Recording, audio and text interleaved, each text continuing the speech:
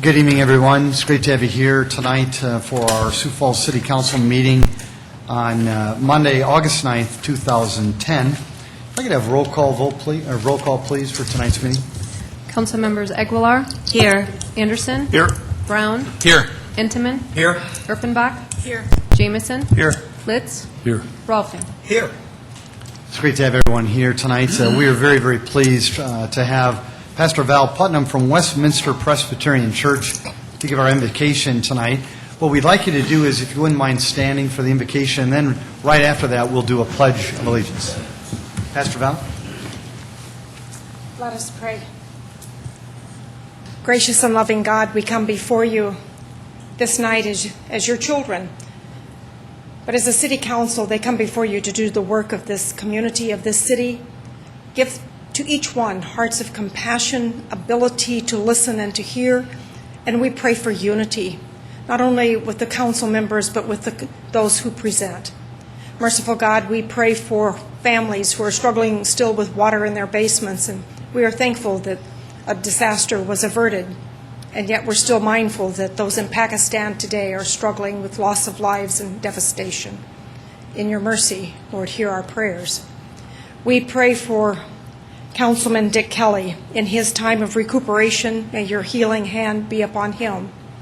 And now, Lord, for this meeting, may your mercy and grace be present, may your wisdom prevail, and may unity unite each and every one. We pray this in your name. Amen. Amen. Amen. I pledge allegiance to the flag of the United States of America and to the republic for which it stands, one nation, under God, indivisible, with liberty and justice for all.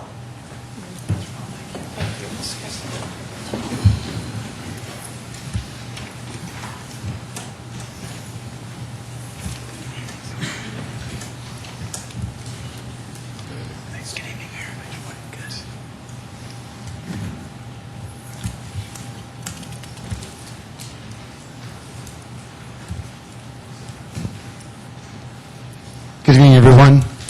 I have a proclamation that I'd like to read, but before that, I'd love Alicia Kalura, Amy Richardson, and Katie Wick to please come forward, please. Thanks so much.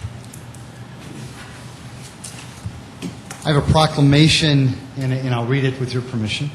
Whereas Falls Community Health is a federally qualified health center operated by the Sioux Falls Health Department and serves over 12,200 uninsured and medically underserved people in Sioux Falls. Whereas Falls Community Health expands access to quality health care for citizens of Sioux Falls and contains health care costs by fostering prevention and integrating the delivery of primary care within school-based health clinics, aggressive outreach to our homeless population, patient education, translations, and other enabling services. Whereas Falls Community Health has made great strides in improving the delivery of care by demonstrating cost effectiveness and efficiency in the delivery of care, as well as reducing health disparities, preventable deaths, costly disabilities, and communicable diseases. Whereas Falls Community Health will continue to wisely invest Federal American Recovery and Reinvestment Act dollars in school-based and medical clinic renovations, the acquisition of dental equipment and staff, and additional contracted mental health services to further expand our capacity and reach unmet medical, dental, and mental health needs in Sioux Falls. Whereas Falls Community Health celebrates 45 years of National Health Center program and commits to our common goal of bringing health reform into a reality and closing the gap for millions of Americans without affordable health care. Now, therefore, I, Mike Cuther, Mayor of the City of Sioux Falls, do hereby proclaim August 8th through 14th, 2010 as National Health Center Week in Sioux Falls and urge citizens to recognize the important contributions of Falls Community Health in safeguarding health and improving the quality of life for all people of Sioux Falls. Congratulations to all you good folks. I know that, Joe, you're here as well. And thank you for all of your efforts. All of Sioux Falls thanks you. Congratulations.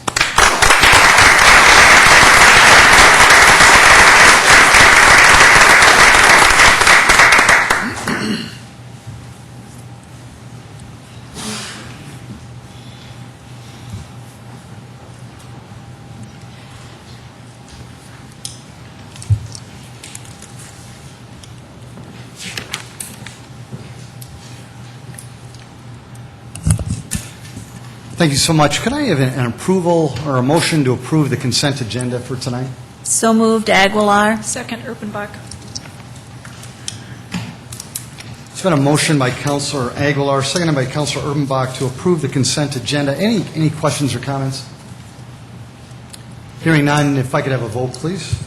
Council members Aguilar, Yes. Anderson, Yes. Brown, Yes. Intiman, Yes. Erpenbach, Yes. Jamison, Yes. Litz, Yes. Rolfing. Yes.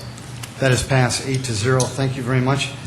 Could I have a motion to approve the regular agenda for tonight's meeting? So move Anderson. Second Intimate.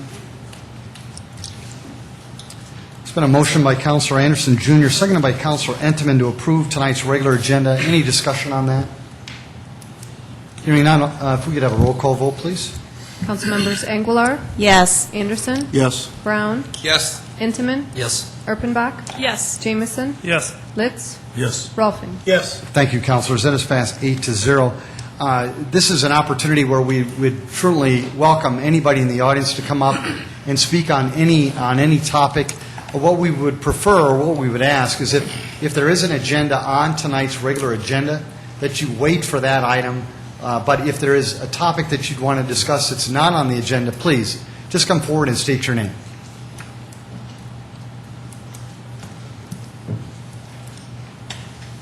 Sir, welcome. Just please state your name. I'm Roger Elgersma. I'm going to talk about sewage in the river. A lot of things in the city get run quite well, and if there's a problem, we try to fix it. But 3 times in the last 6 months, both City Hall and the media present dumping sewage in the river as a solution, and I see dumping sewage in the river as a problem. Getting rid of a problem by dumping it downstream really doesn't end problems. It just passes it on to someone else. So the lack of concern of fixing that problem, it's just presented like, well, this is what we do. It don't get fixed unless we see it as a problem. The only fix I've seen on the news is that the Parks Department says that they're pressure washing the playground equipment, which is a good thing. I used to have a hog farm, and I pressure washed the equipment too after it got dirty. But the problem is, if you got 2 little feet walking across grass that's been flooded with sewage, that first pair of feet is going to reinfect recontaminate the playground equipment. But the main problem is that kid walked through it. It's nice they can play on a clean swing, but everybody walking across the grass, and bacteria grows really well in dirt, and putting the sewage out there, if people find out we put sewage in the parks, are we going to get more national soccer tournaments? And this can be a problem. So mainly, I think it should be seen as a problem and try to be dealt with, just like the previous problem was dealt with. Also, I haven't seen a map of all the sewer pipes. And you got a pipe going downhill, and you got a blockage here, and you find out because it came up the manhole cover here. Why not pump it down the next manhole cover instead of pumping it in the river? That pipe's just as big as 3 feet as it was before. That can handle it.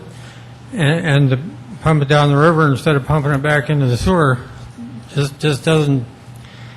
You didn't look at all the options. As far as the Tut Hill sewage pumping station, we have money to build levees bigger that don't necessarily need to be bigger. If we put a levee around that thing to keep the river out and the sewage in, that's just some simplistic little ideas. I'm sure people got more ideas on what to do, but mainly I want you to see it as a problem that we're dumping sewage in the river. I know when I was farming, I had a neighbor that was expanding their farm, and it was right next to the Rock River, which joins the Big Sioux South here, so it doesn't affect our water, but it affects somebody's. But he had to spend $250,000 to $500,000, that's 25 years ago, I don't remember the numbers exactly, on a manure system that would keep all of it out of the river. Now Chris was probably the smartest and the hardest working farmer I ever knew, and I'm sure their feedlot never got way to the river. but it was sand, and the government says it'll go through the sand, so they spend $500,000, and the government puts in $100,000 to $200,000. And because of one little mistake, a sump pump pumped the first 100 gallons right straight in the river. And Chris was so frustrated. He did not see it as, well, this is what happens. So I'd like you to, try to fix the secondary problem too. So thank you. Mr. Ellsman, thank you so much. Thank you. Any other comments on any topic? Please feel free to come on up.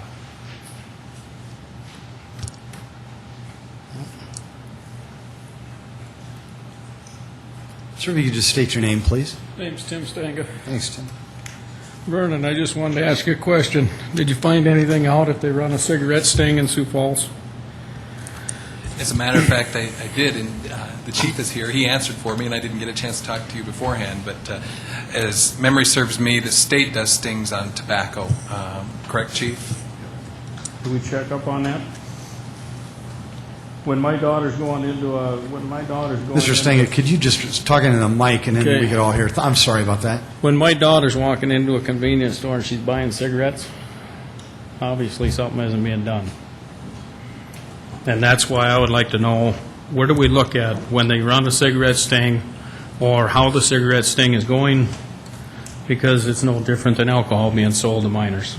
And cigarettes, people die more with lung cancer than underage drinking. So that's my big reason on that one, because I'm not for it. My other thing is, I'm going to hit the police officers again. I think that dropping police officers and not hiring more police officers is devastating to the city because of one reason. I don't think that we're letting the citizens know truly on how much crime there is out there in Sioux Falls, how much graffiti is being painted in Sioux Falls, and drugs. Normally, Sioux Falls does not have any fatal fatalities with drugs. We've had 2 murders already. I think the city has to wake up and see that there is a problem in Sioux Falls, and we can't close our eyes to it. I know there's a lot of things that the public don't know about what's going on. And I think by dropping how many police officers we need, because we're short already, would be the worst thing for this community. And I'm hoping that the city council, if that $500,000 hasn't been voted on for the entertainment center, I'm hoping that we think about that $500,000 and how many police officers we can put out on the street that the public needs.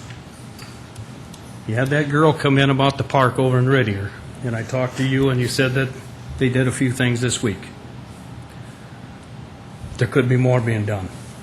But we got to have the police officers to do it, and if we don't, things are going to be put behind. That's all I got.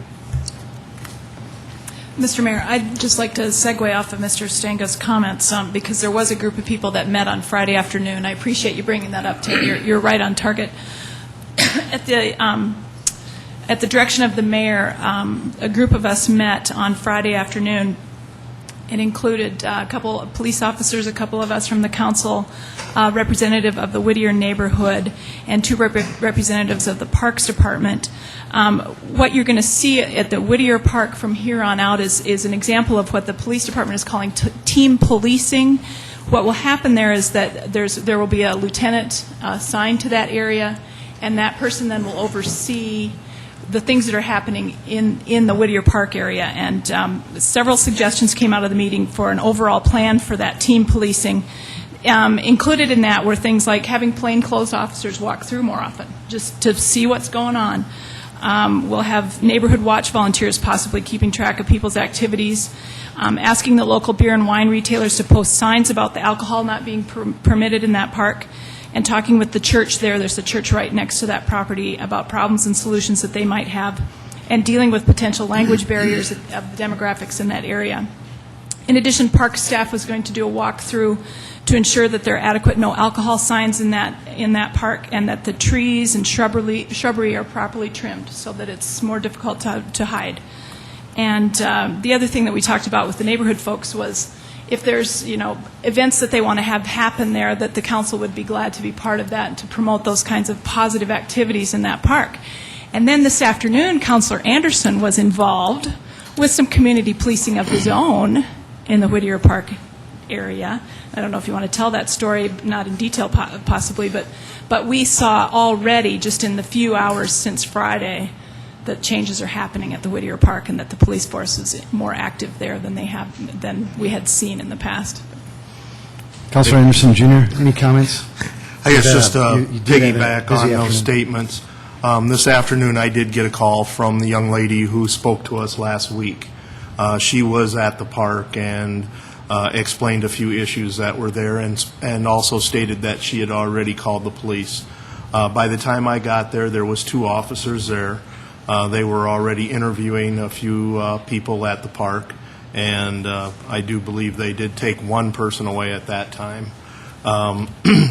While I was still there visiting with this young lady and her family and a couple other families that were there, some other individuals did enter the park with alcohol, and I got to personally view some of the issues that Megan had stated were happening at that park.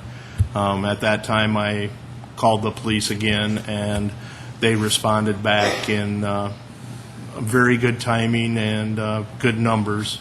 And at that time, we did explain to the people that were still there some of the issues and why the police were there. That was one of the things they wanted to know.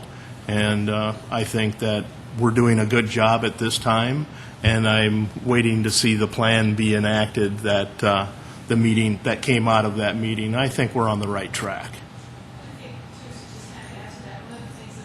Sorry, one of the things that we understood on Friday coming out of that meeting is that this isn't necessarily something, and Mr. Stanka said it last week, this isn't something that's going to necessarily go away. That this neighborhood is a neighborhood that's in transition, that this neighborhood needs support and encouragement to create more positive activities there and to have a little more positive police presence there. And so it is a place that the police department has taken on as kind of a special project, and we're going to keep track of it. It's important to us. Is there anybody else in the audience who'd like to speak to the City Council about, again, any topic of concern? Well, thank you. And Mr. Ellsman and Mr. Stenga, too, I know that these folks of the City Council, as well as myself, we do listen, we do learn. We will take your comments certainly into consideration. And there's not a lack of concern amongst these city councilors or amongst the 1,100 city employees for either one of your issues. There's not. And we'll continue to work towards that common ground to make good things happen. If we could just please move on to item number 5, please. First reading, an ordinance of the City of Sioux Falls, South Dakota, the city authorizing the issuance of its sales tax revenue bonds in one or more series, authorizing the use of the proceeds thereof to refund the outstanding Sioux Falls, South Dakota sales tax revenue refunding bonds, Series 2001B, pledging the sales and use tax proceeds of the city to the payment of said sales tax revenue bonds, fixing the terms of such sales tax revenue bonds, authorizing the execution and delivery of one or more supplemental indentures between the city and the First National Bank in Sioux Falls, the trustee, and authorizing the sale, execution, and delivery of such sales tax revenue bonds in an amount not to exceed $11,500,000 plus costs of issuance and debt service reserve funds. Gene Rowan-Horst, Director of Finance. This is a ordinance, first reading, to refund the bonds that could be becoming callable November 15th of this year, and we want to refund the bonds due to changes in interest rates, and it would be very fortunate for us to be able to conduct the refunding. What it looks like, given the interest rates today, is it would amount to a savings of about $825,000 in interest over the next 4 years. Before we have any questions, could I have a motion to set a hearing date and second reading for Monday, August 16th, 2010 at 7 p.m.? So moved, Brown. It's been a motion by Councilor Brown, seconded by Councilor Litz, to set a hearing date and second reading on this topic on Monday, August 16th. Is there any further discussion for Mr. Roanhorst? Any discussion from anyone in the audience? Hearing none, if I could just have a vote on it, please. Councilmembers Aguilar, Yes. Anderson, Yes. Brown, Yes. Henseman, Yes. Erpenbach, Yes. Jamison, Yes. Litz, Yes. Rolfing. Yes. Thank you, councilors. That is passed 8-0. Item number 6, please. First reading, an ordinance of the City of Sioux Falls, South Dakota, amending the revised ordinances of the city by authorizing the South Dakota Department of Game, Fish, and Parks to issue permits to citizens allowing them to hunt game in said city as found in Section 7-14 and 26-53 of the revised ordinances of Sioux Falls, South Dakota. Chief? Do we need a motion first, or? Could I have a motion to have a second reading on this item? We'll set the hearing date and second reading for Monday, August 16th, 2010 at 7 p.m. on this item. So moved, Erpenbach. Second, Aguilar. There's been a motion by Councilor Urbanbach, seconded by Councilor Aguilar. Is there any discussion, Chief? Good evening, Doug Barthel, Police Chief. What this would do is change actually two different ordinances, one that would allow hunting within the city limits with the issuance of a special permit, and another that would allow you to discharge a weapon legally within the city limits under these circumstances. As you may recall, last spring we received some special permits from the Game, Fish, and Parks so that we were allowed to shoot some of the deer where we've been having issues, basically in an area north of Rice Street, east of 229, and south of the Humane Society, kind of in a triangle area up there by the wastewater treatment plant. We were somewhat successful. We were able to harvest about 15 deer, but probably the biggest complaint that we received when we initiated that program was, why can't we hunt? Let us hunt in there and do it ourselves. So we've been working with GFMP, and they've been anxious to implement this program as well. This will strictly be hunting with a bow and arrow. You will first need to obtain an antlerless bow hunting license, which you'll do through the state like you normally would. And then if you desire to hunt in this area, you will apply for a special access permit. We're going to only issue a limited number of these. We're going to start this in late September if it meets your approval, and go till about the end of the year. We'll allow 10 people at a time to go into this area. They'll first need to attend a training session that we're going to put on, so they'll be quite clear on where they can and can't go and the process involved in this hunt. Once you receive or if you're successful and are able to get a deer, then you're done, and then we can bring somebody else in. So there will never be more than 10 people at a time that will hunt. And for this pilot project, we're going to do 70 tags. There have been estimates of anywhere between 300 and 400 as far as the number of deer in that area. There's primarily 3 private landowners that are going to be allowing access to their land. We've had contact with them. They're very supportive of it. Matter of fact, even more supportive than they were with the rifle hunting. There's a small portion of city land that we're going to allow access to as well. But they've had a similar program down in the Dakota Dunes for a few years, and it's been very successful. So our hope is not only allow a sporting hunting opportunity, but the main thing is we're going to hopefully reduce that herd, because that one stretch of Rice Street has more car deer accidents than any other stretch in the state, including the Black Hills. So it's definitely an issue, and even just for the health of the herd, it's good to keep those numbers down. So. Any questions or comments for Chief Barthel? Yes, Councilor Jameson. I just wanted to add to the rest of the council that this is part of that bigger wildlife management plan that we've been working on. Due to the timing of things, we needed to implement the deer hunting season in this fashion so that it could get cycled through with the Game, Fish, and Parks. But this is just part of the larger plan to help control wildlife within the city limits. So more to come.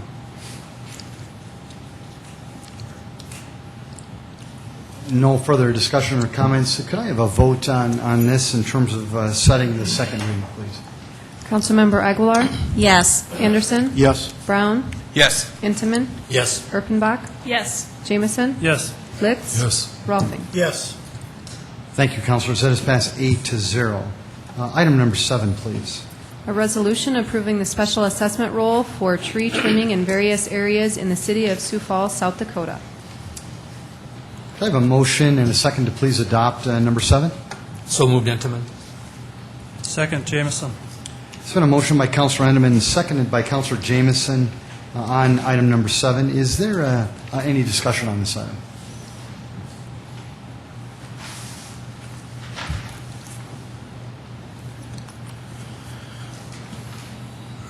Mayor, could we Yes. get a further explanation on where they're going to be trimming trees? I guess I'd like to know a little bit more of this, about this. Good evening, Mayor, City Council. Dwayne Stahl with Parks and Recreation. I would answer that question when we get to the tree portion of the assessments. The first one before us is the, I guess this is the first one, is it's trees. Okay.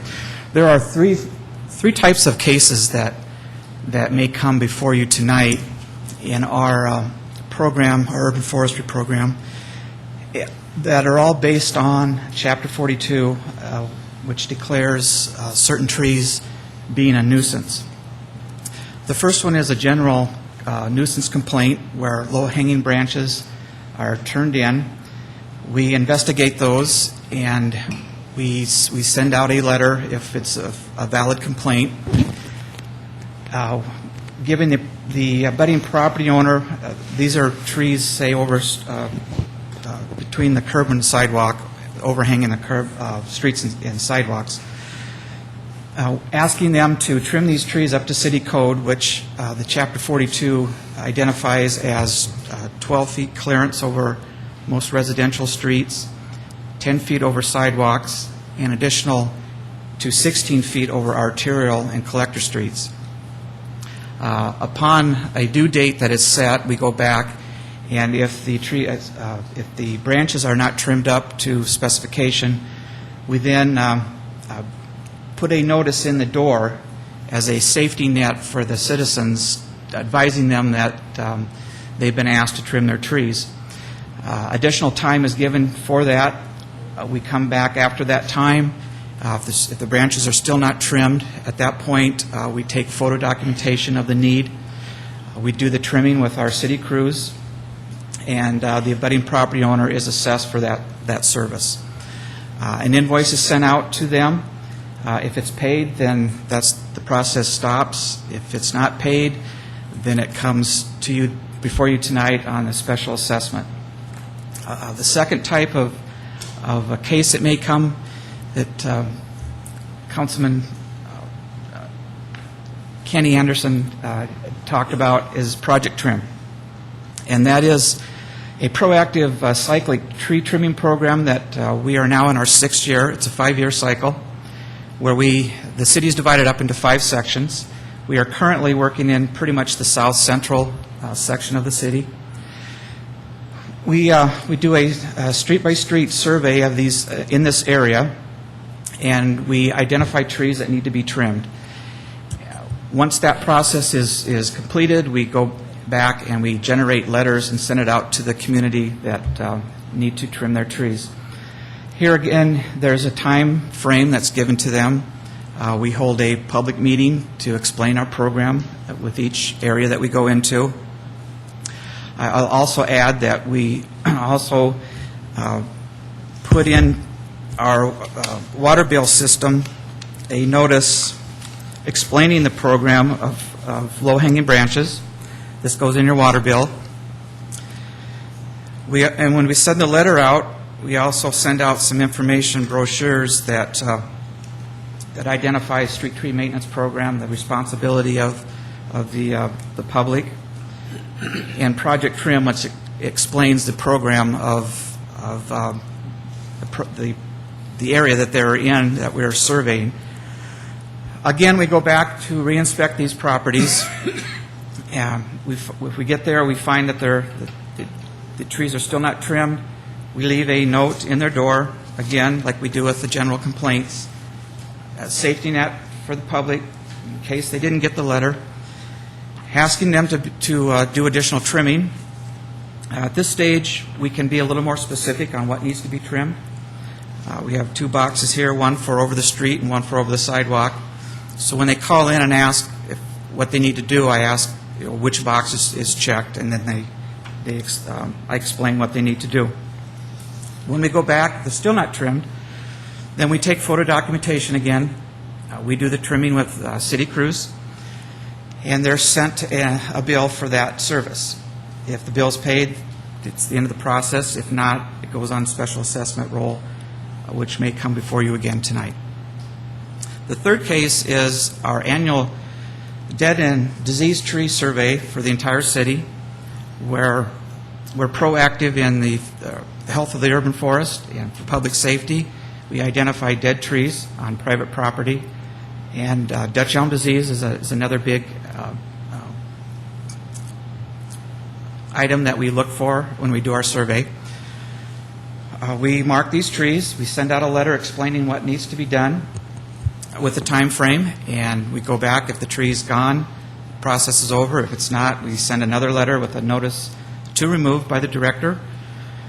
If at that time the tree is still not taken out, then we put a contract together. We we bid it out, put it out for bids, and a contractor goes and removes the tree. We pay the contractor, and we invoice the property for that service. Any questions? Councilor Anderson, Jr. As I say, Sorry, Councilor Urbanbach. Remind us, Dwayne, there's a city ordinance on the books that requires this tree trimming to certain heights. Remind us when this ordinance went on the books. It goes back to 1957, I believe. 1957, the city council decided that trees should be trimmed to certain heights, and it has been that way since 1957. Tell us about Project Trim and what was the reasoning for going ahead with Project Trim based on a 1957 ordinance. Good question. The ordinance to trim trees was basically generated on, the action was generated on complaints. And the city received hundreds of complaints, up to 700 a year, of where there's personal injury, property damage, or just general nuisance, joggers going down the sidewalk. We found that this wasn't meeting the needs. In the same time, there were a lot of trees that were out of compliance that weren't being turned in, and we were having a lot of problems with maintaining our streets. Our snowplow operators, our street repair folks were having problems doing their job because of the low-hanging branches. The contractors that did snow removal were balking at signing contracts because their equipment was being damaged. So it crossed a lot of different lines. So during our Project Nice and Project Keep, our community-sponsored cleanup, city-sponsored cleanup, we added a component to that to trim their trees up where we'd haul the branches away at the same time. It was a pilot project. It was on a small scale just to see if this was something we could tackle. It was successful. We found that about 40% of the trees needed to be trimmed at a given time. So we went to the mayor at the time and the council and asked if we could start this program, an annual cyclic inspection program to go through the whole city on a cyclic schedule and to get all the trees up to code to where they were supposed to be. I think the Public Works can attest to the difference they found when they went into an area that had received the inspection, and it's been very well followed, I think, a very successful program. We have about a 97% compliance when we send these letters out. A lot of individuals aren't aware of the code, and with a little education, it's been very successful in getting the trees trimmed up. Councilor Anderson, Jr. Mr. Stahl, I guess my question is going to be on boulevards, trees planted in the boulevards. The city encourages our citizens to plant trees in the boulevard, correct? It's not required. Right, but we do encourage citizens to do that. We encourage them to plant trees that are approved.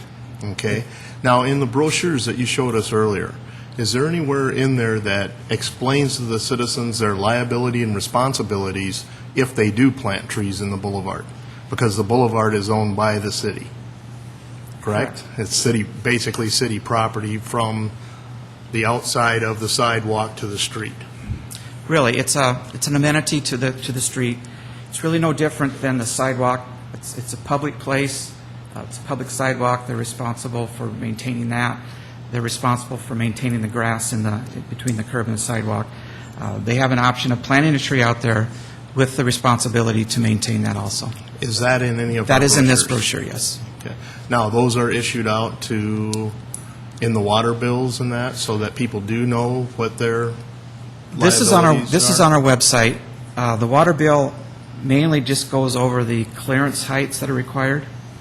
It also gives an address to our website where all these brochures are located. Okay. Thank you. Any further discussion from the City Council? Is there anybody in the audience who'd like to speak to this item? Mr. Stenga?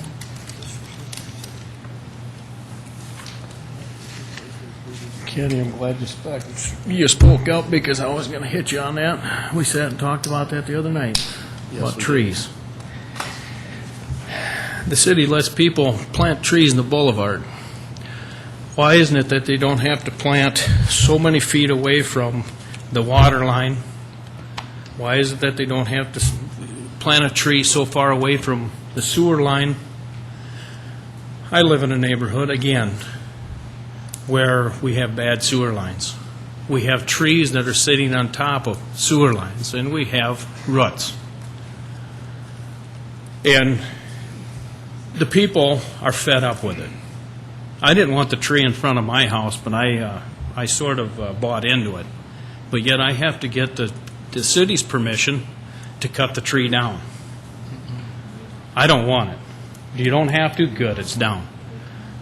My other question is when you go out and you tell people, well, you got to trim this branch and trim that branch, and I sat down with you, Mr. Greg Jameson, last year on this issue, and I told you that we should do just like we do the leaf drop-off, where if you get your letter in the mail stating that you have to trim your trees, one, how many people can afford to drive out to the dump with a limb, or to even have a pickup to drive that limb across to the dump? Like you said, you didn't have a pickup, you didn't have no way to drive a limb to the dump. Why can't we just have a drop-off down where the leaf drop-off is? You bring your letter with you showing that this is my branches that I cut off. Drop your branches off there and have the city take care of them just like the leaf drop-off. That'd be working with the people of Sioux Falls. Trees and the boulevards I don't believe in because they're a nuisance. And I'm right with you, Kenny. I have to take care of the property, but the city tells me I have to take care of their tree because I didn't want it to begin with. Sidewalks are the same issue, but that'll be brought up some other time. It seems like that's all we can do is between the trees and the sidewalks, forcing people to do things, and if they don't do them, then we're going to jam it down your throat. But I would like to know what it's going to cost a person to trim trees. What is it per hour? Is it set? And to find out if it's a reasonable, that the city is setting a reasonable fee to trim trees or to get rid of trees. Because a lot of people, I guess, and I'm coming back in my neighborhood, it's elderly people. These people are struggling. They can't afford to trim their trees.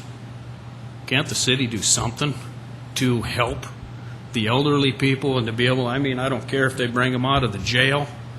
There's a lot of people that would like to come out of the jail and work a little bit, or even the prison, to help out.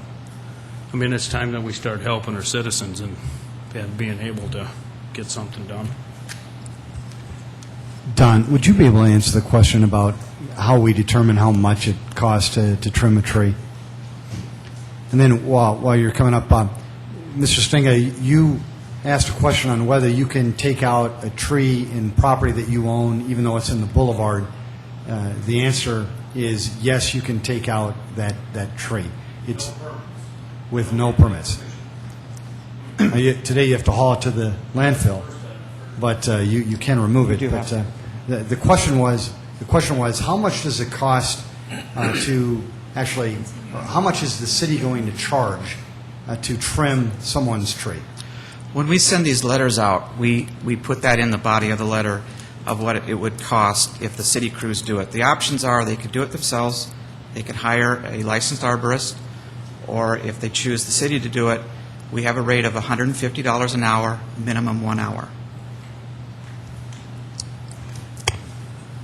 Then, Dwayne, would you clarify the you have to have a permit to cut the tree down on the boulevard issue? Yes. In Chapter 42, before you can cut a tree in the parking, public tree, you do have to secure a permit. I've never turned one down. That's news to me. Part of that is we have an inventory program that I try to keep track of. It needs to be revamped, but that's part of it. The other one is it provides them with access to a list of arborists that are licensed, which you have to be licensed to practice arboriculture in Sioux Falls. And the third is the fact that you are required to grind the stump out. This is a way to make those contacts and get that information conveyed. Yes, you could. I apologize, though, Mr. Stenga. I didn't realize you had to have a permit to do it. I'm sorry that I misspoke.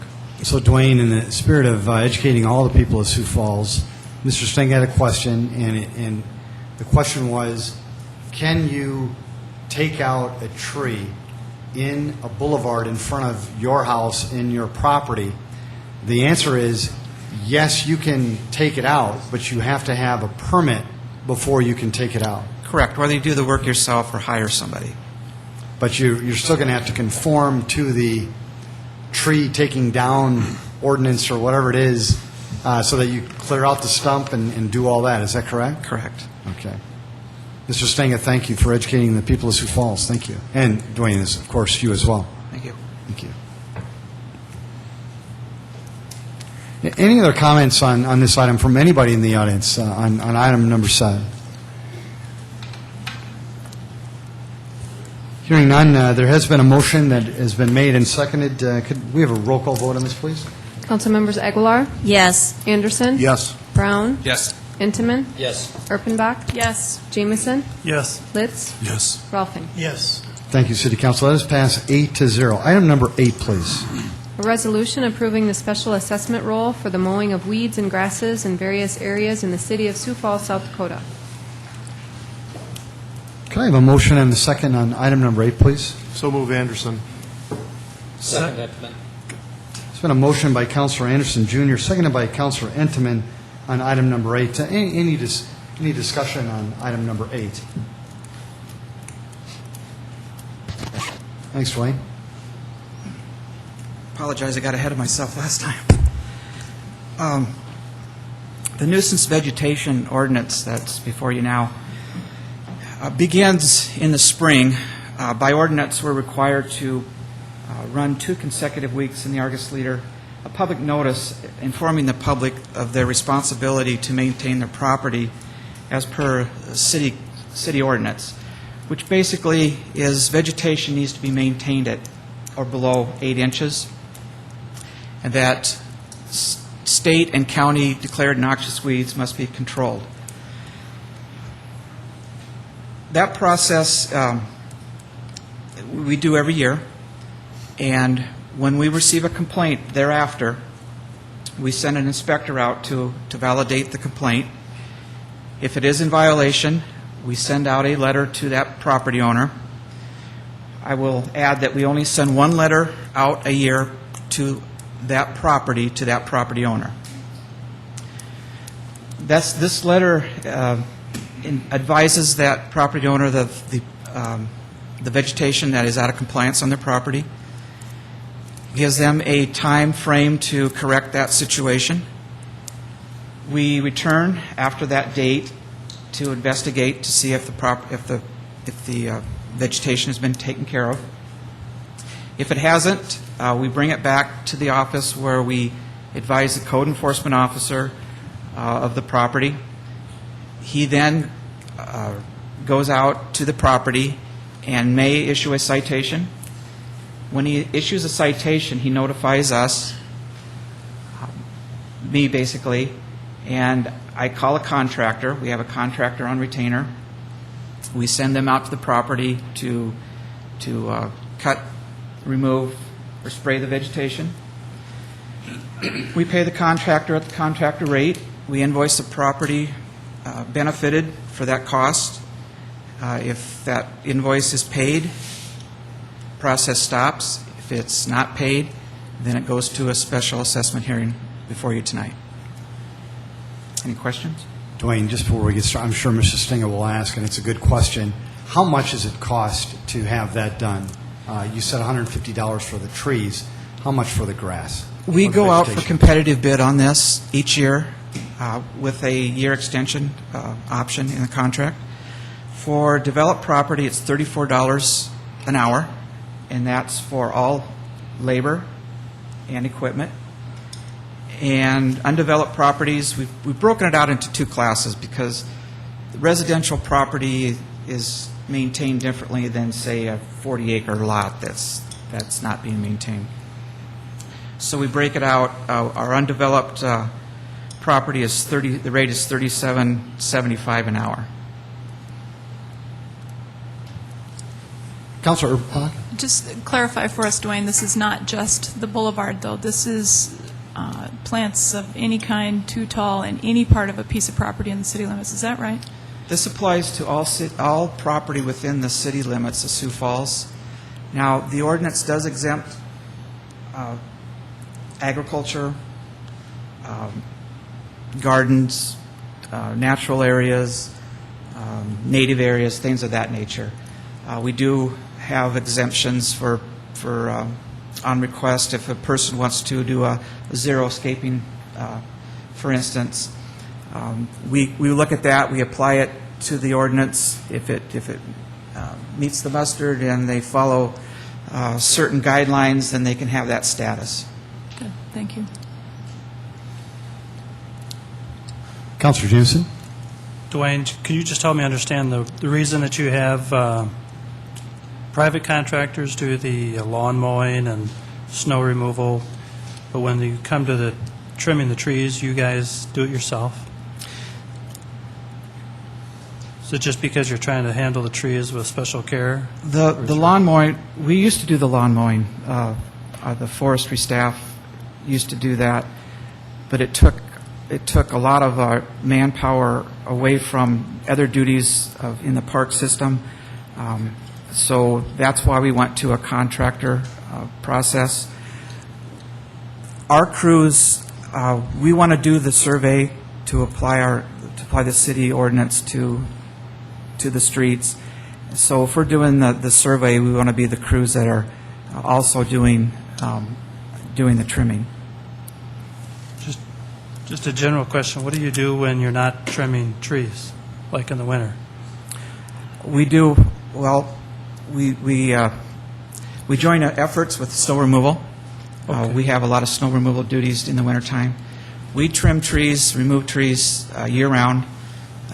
Winter really doesn't bog us down unless the snow's too deep in a park. We do a lot of planting at that time of the year also. Councilor Anderson, Jr.? If somebody needed to call in a complaint or send in a complaint, how would they do that? What would be a number they would call or email address? That 367-8150 is our park maintenance headquarters phone number, and that would be a good number. You can call our main office, 367-8222. Dwayne, thank you. That was 367-8150. Correct. Or 367-8222 if you want to call in to let someone know that they're not being neighborly and their lawn or vegetation needs to be cut. Correct. Thank you. Thank you. Is there any discussion from anyone in the audience on this particular item? Hearing none, if we could vote on this, I'd appreciate it. Councilmembers Aguilar, Yes. Anderson, Yes. Brown, Yes. Intiman, Yes. Erpenbach, Yes. Jameson, Yes. Litz, Yes. Rolfing. Yes. Thank you. That is passed 8-0. Item number 9, please. A resolution approving the special assessment roll for litter removal in various areas in the city of Sioux Falls, South Dakota. Can I have a motion and a second, please, on item number 9? So moved, Brown. There's been a motion by Councilor Anderson, Jr., seconded by Councilor Brown on item number 9. Ms. Franken. Jill Franken, Health Department.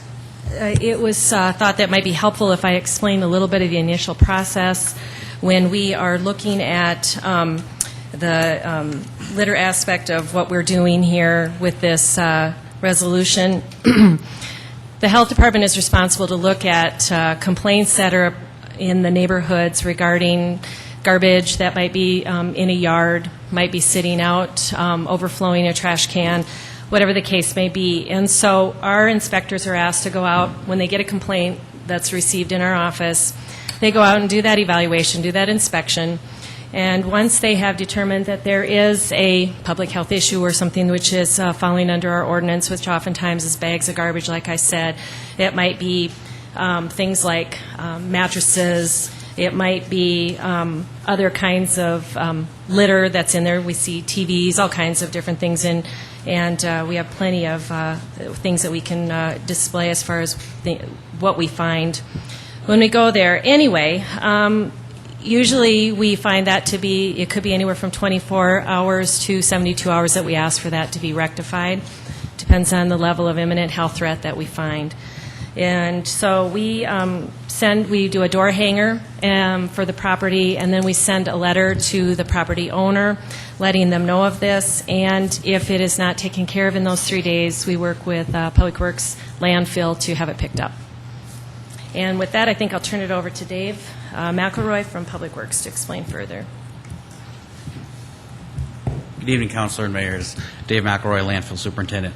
Before you tonight, we'd ask that you look at there's 11 assessments tonight. 3 have paid since the July 12th notice. And we would also like to request the removal of the Lincoln County litter removal item, 5901 West 58th Street.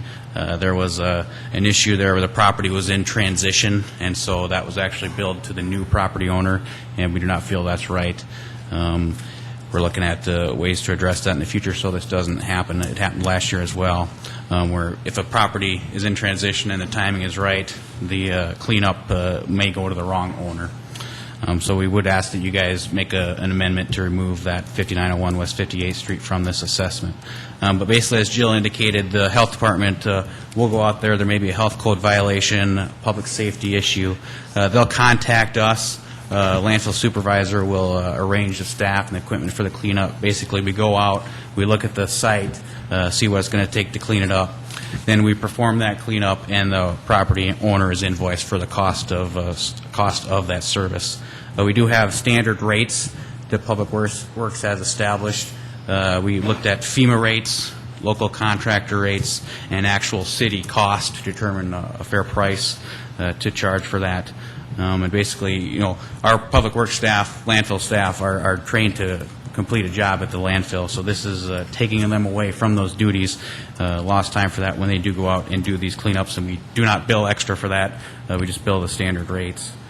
And with that, I'd entertain any questions. Dave, again, would you mind just, what are those rates? Is there an estimate that you can give us? Sure. There's 3 levels of personnel costs. There's a laborer rate, which is $22 an hour. There's an equipment operator rate of $35 an hour. And there's a supervisor rate of $45 an hour. As far as equipment costs, a dump truck is a $55 hourly rate. Tandem dump is $55 as well. Side dump with semi-tractor, $75 an hour. Skid steer, $35 an hour. Payloader, $50 an hour. Pickup, $25 an hour. and an excavator, $85 an hour. And then, of course, there's miscellaneous supplies, garbage bags, box liners, personal protective equipment, and then, of course, the tipping fee charges for the actual landfill disposal costs. Any questions or comments from the City Council? Councilor Urbanbach? Dave, would you help us with the amendment? I know that you want the West 58th amended out. Were there others on the list that we had with our agenda that need to be amended out, or were they taken out before they hit the agenda? Those were taken out before. Okay, so just the one needs to be amended out. Just the one in Lincoln County, the 5901 West 58th Street. Then, Mr. Mayor, I would move that we remove from this list the property at 5901 West 58th Street from this list. Thank you. Second Aguilar. There's been a motion by Councilor Urbanbach, seconded by Councilor Aguilar to amend the motion to remove the address 5901 West 58th Street from the list. Any discussion on that? Hearing none, can we have a vote on the amendment, please, to the motion? Councilmember Aguilar? Yes. Anderson? Yes. Brown? Yes. Intiman? Yes. Erpenbach? Yes. Jamison? Yes. Litz? Yes. Rolfing? Yes. Thank you, City Council. That is passed 8-0. Any further discussion on the amended motion? Is there any discussion from any of the good folks out in the audience tonight on this topic? Hearing none, if I could have a vote on the amended motion, please. Councilmember Aguilar? Yes. Anderson? Yes. Brown? Yes. Intiman? Yes. Erpenbach? Yes. Jamison? Yes. Litz? Yes. Rolfing? Yes. Thank you. That is passed 8-0. Item 10. A resolution approving the special assessment roll for snow removal in various areas in the city of Sioux Falls, South Dakota. Can I have a motion and a second, please, on item 10? Move to approve, Brown. Second, Litz. Councilor Brown made a motion to approve, and it was seconded by Councilor Litz on item number 10. Any discussion? Or I'm sorry. Go right ahead. I know there are some individuals here that I've spoken to earlier, so there will be some people that will come up. Just to briefly cover the ordinance, the city ordinance does allow 48 hours to clear your sidewalk after each snow or ice fall event. If you don't clear that within 72 hours, the city may clear that at your expense. We have done that several times this year, and it's been a record-setting year for us with some snowfall in the month of December, and with the number of complaints we received last year. Last year, we received 2,200 complaints. We are required to put a notification in the newspaper, which we have done this year. We do a formal notification, and we also do more of a block ad type notification that we put out. That's how citizens are notified. We also send out this to all residents in the city of Sioux Falls. It's the snow alert guide, and in this it does discuss that you do need to clear your sidewalks, and it also discusses the Scoop It program, which is a program for elderly or disabled, low-income individuals. It's a program where their non-sexual, non-violent offenders come out and will clear their sidewalks, will clear their driveways, and will clear a path to their house at no cost to the resident. An excellent program, but that's available. When we take this on a complaint basis, when we go out there, we do put a notification on the doors. It's a red door hanger telling them that, yes, they have 24 hours, and we will be back. We will be back sometime after 24 hours to re-inspect the property, and if it's not done at that point, we'll clear it.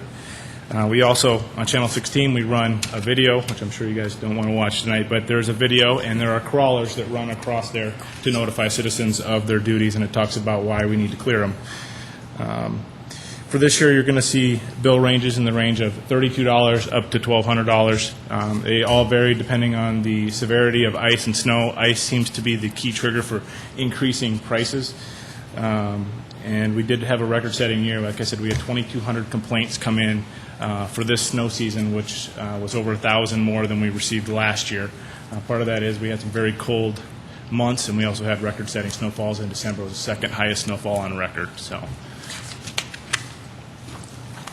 City Council, any questions or comments? Knowing that there are folks in the audience, what we'd like you to do, anybody who is opposed to this resolution, would you mind coming first? Welcome. Just state your name. My name is Lina Starovoitov, and we received a notice from City of Sioux Falls calling us to... I'm sorry, I'm nervous. Ma'am, you're doing fine. Can I ask you a favor? Could you just grab those two mics? Yeah. Put them a little... Okay. You're doing great. we received a notice about snow removal required on our sidewalks, and our address is 6609 West 66th Street. And what we did, it was very cold weather that at the end of the February and beginning of the March, and we did what we could, but it was like temperature below like 30 degrees at that time, at that point of time, and we brought some pictures of our sidewalks, how they looked like after we did our snow removal. And there was sidewalks were almost clear. There was some in a corner because we have a corner lot, ice. And we have a picture like how it looked before the contractor came over and to remove the snow. And we took a picture next day. He removed like maybe a couple of feet of the ice. There was no snow. If you require us to show us, we have it in USB. Here, we'll show it to you. And we were charged $200 for that. So why I'm here, of course, I mean, it's my fault. I want to apologize for like we were not doing things right, because otherwise we wouldn't get it. We wouldn't receive that notice, but my husband, he had appendix taken out at the...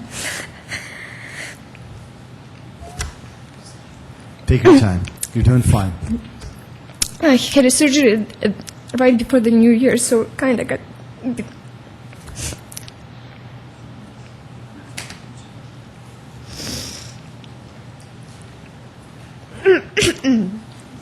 Okay, we got behind on our snow removal because of that, and just wanted to see a picture, and then you can decide, like, if the job that was done, this is before the snow removal. Here, this is before the snow removal, this is after. That's all that was removed. And my complaint is I don't think it cost $200 for that amount of work done. And I'm sorry. And there are dates on the pictures, so the snow removal is dated on March 5th, right? And we have a bill stating that was done on March 5th, and there are dates on the picture. That picture before the snow removal was taken on March 4th, you said? Yes. Yeah. Miss, could you state your first name again, please? Lina. Nina? Lina, L-E-N-A. Yeah. Very good. Now, can I just ask, did you call the city to explain the situation of your husband after you received that notice? Well, we didn't call the city because I understand that as a citizen and living in Sioux Falls, it's my property and I have to take care of it. So, like I said, we did what we could. I mean, tried to do what we could. I didn't think of calling the city of Sioux Falls. It just didn't come up to my mind, really. Because the thing is, how I thought it is, you have to clear it out. Pay someone to clear it out. Well, we're not as rich to hire someone to remove our snow, so we decided. Well, our husband was doing day by day what he could just to get it cleared out on time. I'm sorry about my English too. You're doing well. The City Council, any questions or comments? Councilor Jameson. Matt, could you walk us through these pictures as well? Like you see, it's the second, and that whatever before the second, that picture that was taken on 4th, it was cleared out by my husband. This was cleared out by my husband, not by the contractor.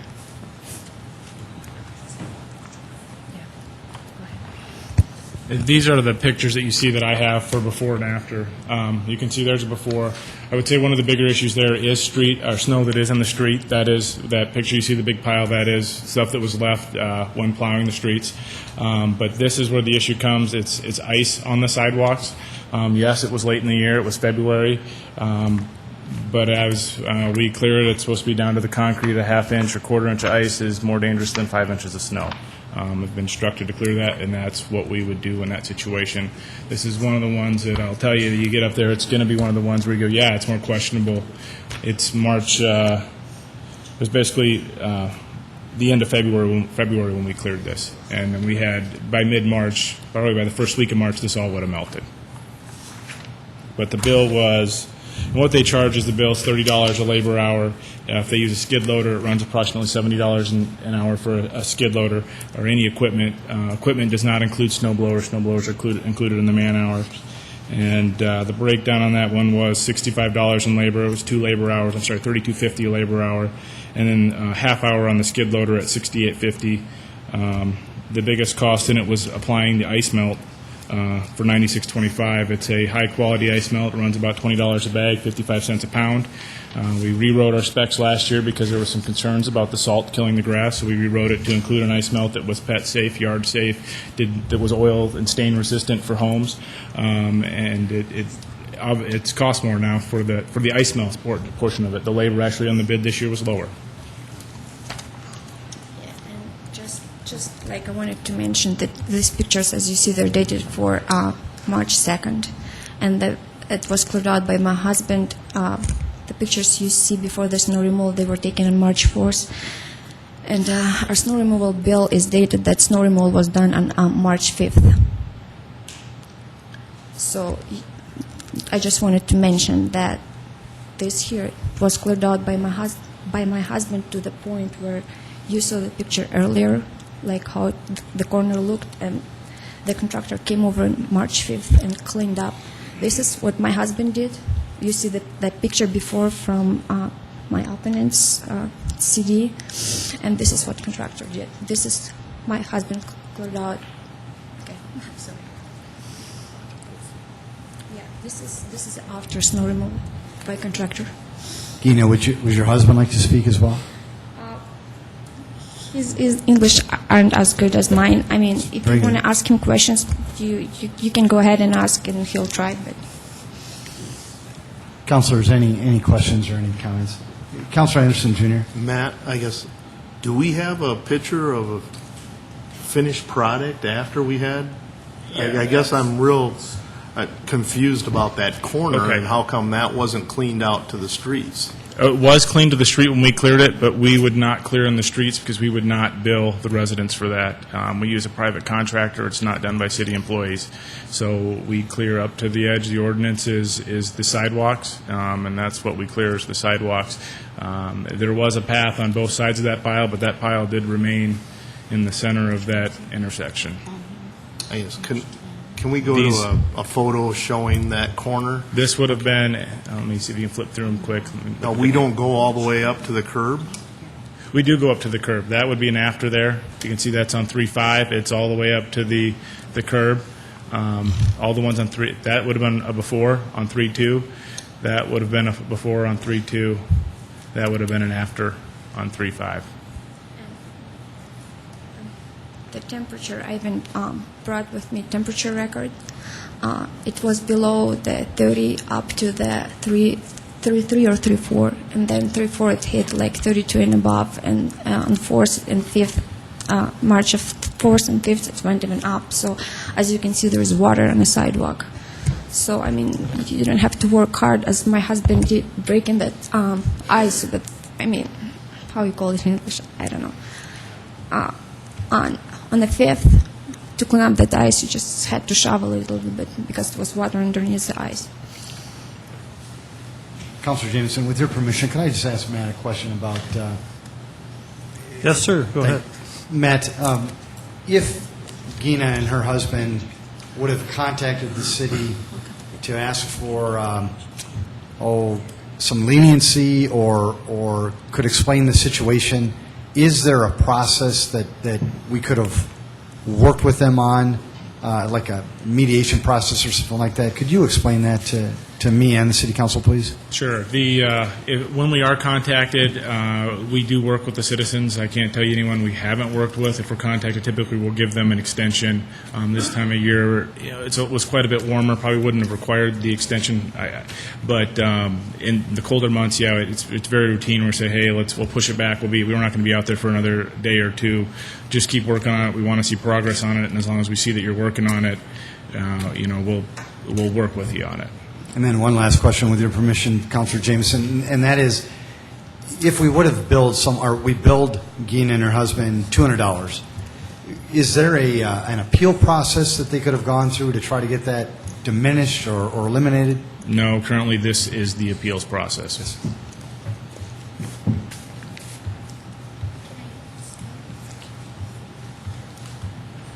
Any other comments in regard, opponents to this particular resolution? Means you're against it. So if I'm a case, Please. Alan Keysbo, and the property in question is 1806 South Grange. This time of the year I was actually out of the country, so my son was trying to be helpful to me. We have renters there, and they were doing good on the snow but not on the ice.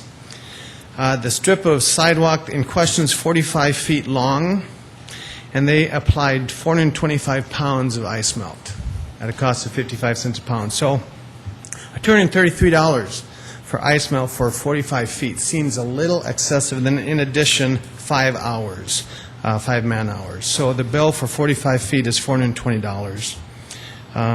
And the second part, yep. Could you do the south-facing one? It would help me with my other. We have a neighbor who doesn't like our house or something.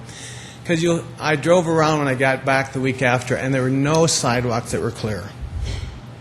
But we have a house on 1800 on the corner of 26th and Grange, and then the 1806. My son got the corner one done, but there were no sidewalks that were clear except ours. So it seems a little bit unfair to be nailed for $420 on that much ice melt for 45 feet when the whole 4 blocks, as far as I looked, I mean, there wasn't a piece of sidewalk to be seen except ours.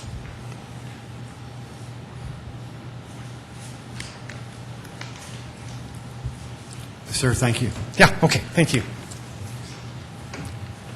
Any other people who'd like to speak in opposition of this, please? Councilor Jameson? Mayor, if we could have Matt walk us through those pictures, too. Just so you know, this one, you can see in this one where it's cleared after, you can see how much ice there is. In the notes, it says approximately 3 inches of packed snow and ice, covered 100%, and so there's a significant amount of ice on this sidewalk. I believe it was a resident. There was a lady that was spoken to at 361-7388 by one of the inspectors. Said she would take care of it when we spoke to her. So in addition to hanging the door tag, someone was called and notified of the issue. We went back. That was on the 18th. We went back on the 22nd. It appeared that nothing was done, and the contractor was called to clear that property. On the February 22nd, average temperature was 12 degrees, low of 4, high of 20. Mayor. Councilor Rolfing. Matt, thank you, Mayor. When this kind of thing happens, when you get called on one 45 feet stretch of sidewalk, and supposedly, as the man said, nothing else is done around him. What do we do in that situation? Do you start hanging door hangers around, or do you just deal with one? What we will do is we will look at the adjacent properties, and we treat the adjacent properties the same. So if we see the same problem next door, we're going to give those properties notices too, put them through the same process.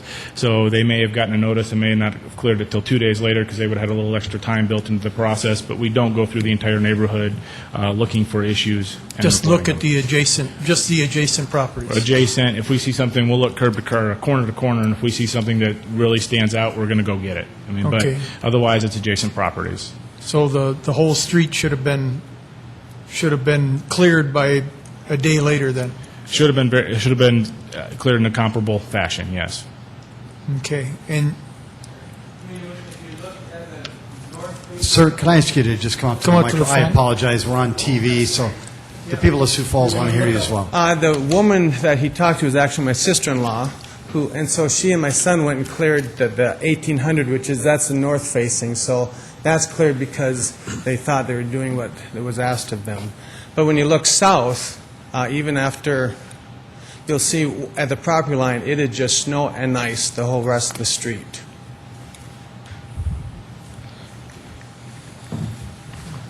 Thank you for clarifying that. Thank you. Are there any other folks who'd like to speak in opposition to this resolution, please? Thank you. Sir, if you could just state your name, please. Yes, Wayne Kerslake. We live at 70th and Tomar, and our backyard borders on 69th Street. We've never had any trouble keeping our sidewalks clean up until this year. And my problem is on 69th Street, after a particularly heavy snowfall, the plows came by and clearing the eastbound lanes of 69th Street, put all of that snow up on our sidewalk to a depth of about 4 feet. Now, I'm in reasonably good shape, but I really couldn't shovel all that snow or even plow it myself. And a couple days later, a payloader showed up and decided to clear the rest of that corner up to the curb and dump that on the sidewalk as well there on the corner to about 7 or 8 feet. I have a picture, and I believe that Matt has some pictures also. And I guess my contention is I was billed $205 for a skid steer to remove that, and I believe that since the city plows put it all there, that the city should be responsible. I've talked to him on a couple occasions about this incident, and I can pretty much verify what he said. It does appear to be snowplow snow. What I've told him is the same thing I will tell you, is the rest of the sidewalks appear to be clear by the neighbors, but his specific section there was a lot of snow there. It does appear that a lot of it was left by a snowplow. This is one where this is the appeals process for it, so that's partially why we're here, and I would say what he said is accurate. Councilor Jameson. Matt, which item is this? This is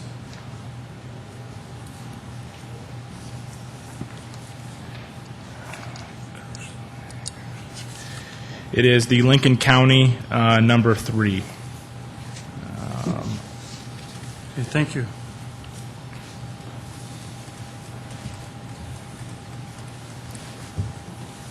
Sir, yes, please come on up.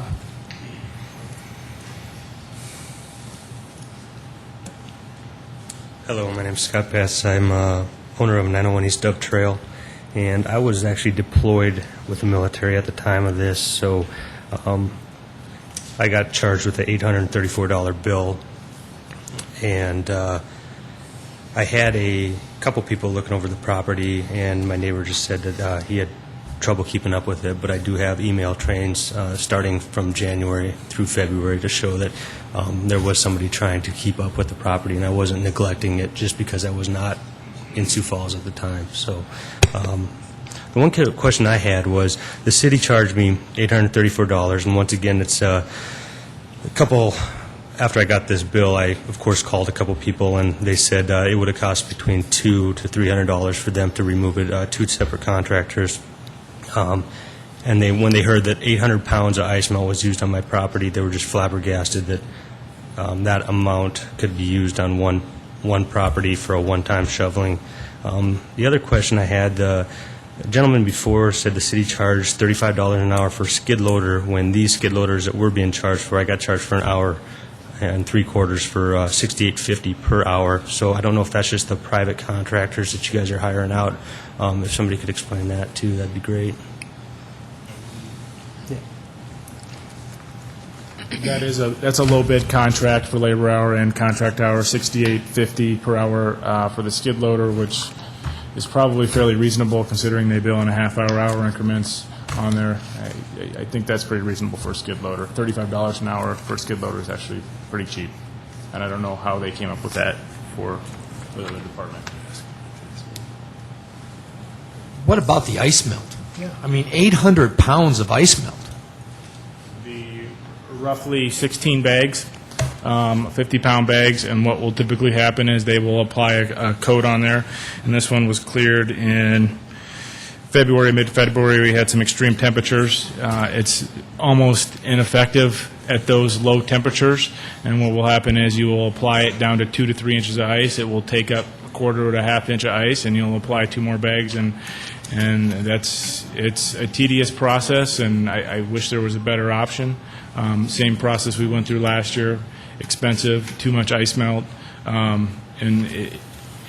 you're right, it's a lot of ice melt, but when you've got 2 to 3 inches of ice on there, I don't know any other option to take it up. And then this one you'll see, actually when this one was cleared, the last snowfall event was over a week prior. So you'll see the snowfall on top. There's approximately 4 to 5 inches of snow from the previous weekend, and underneath that there was ice. So the snow isn't what was expensive. It's the ice underneath there and the crosswalk that wasn't cleared out. You'll see there's probably 4 to 5 feet of snow at the crosswalk.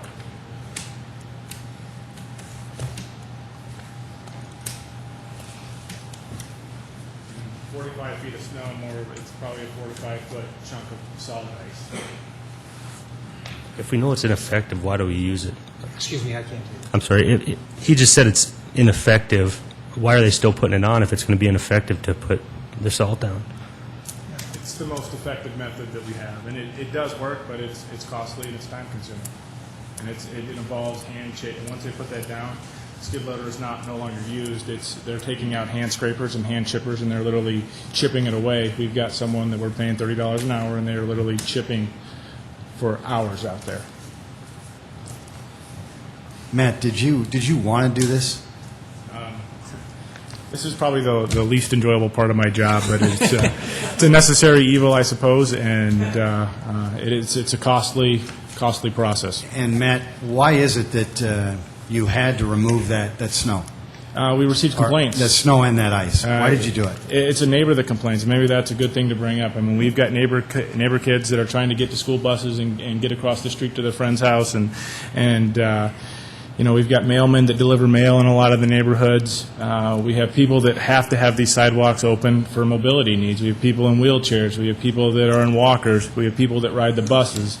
Not everybody can afford to drive a car to work. So part of your responsibility is to keep this up, and obviously a lot of people have not. I mean, this is our number one complaint. I think citywide, code enforcement-wise, 2,200 complaints. I mean, think of the population of Sioux Falls. I mean, that's per address. That's a pretty high percentage. And City Council, I apologize. That was probably a leading question there. I apologize to all of you. Councilor Brown, my apologies. Sir, any final comments? No, I understand Matt's position, and he has been very helpful as far as getting to this process, so I hope I don't come down hard on him. But thank you. Just $850 for a one-time removal, and that's tough. So thank you. Councilor Jameson. Sure. Matt, which item is this? This is Lincoln County, number 4. Scott, Yes, sir. right. Where were you? I was in Southeast Asia at the time, and I got orders to prove that if you guys need to take a look at that. So. And if not 800, what number do you think is fair? What would you have paid somebody to take care of this for you? Well, the quotes I got were between $200 and $300 roughly. So, and that was only two bids. So.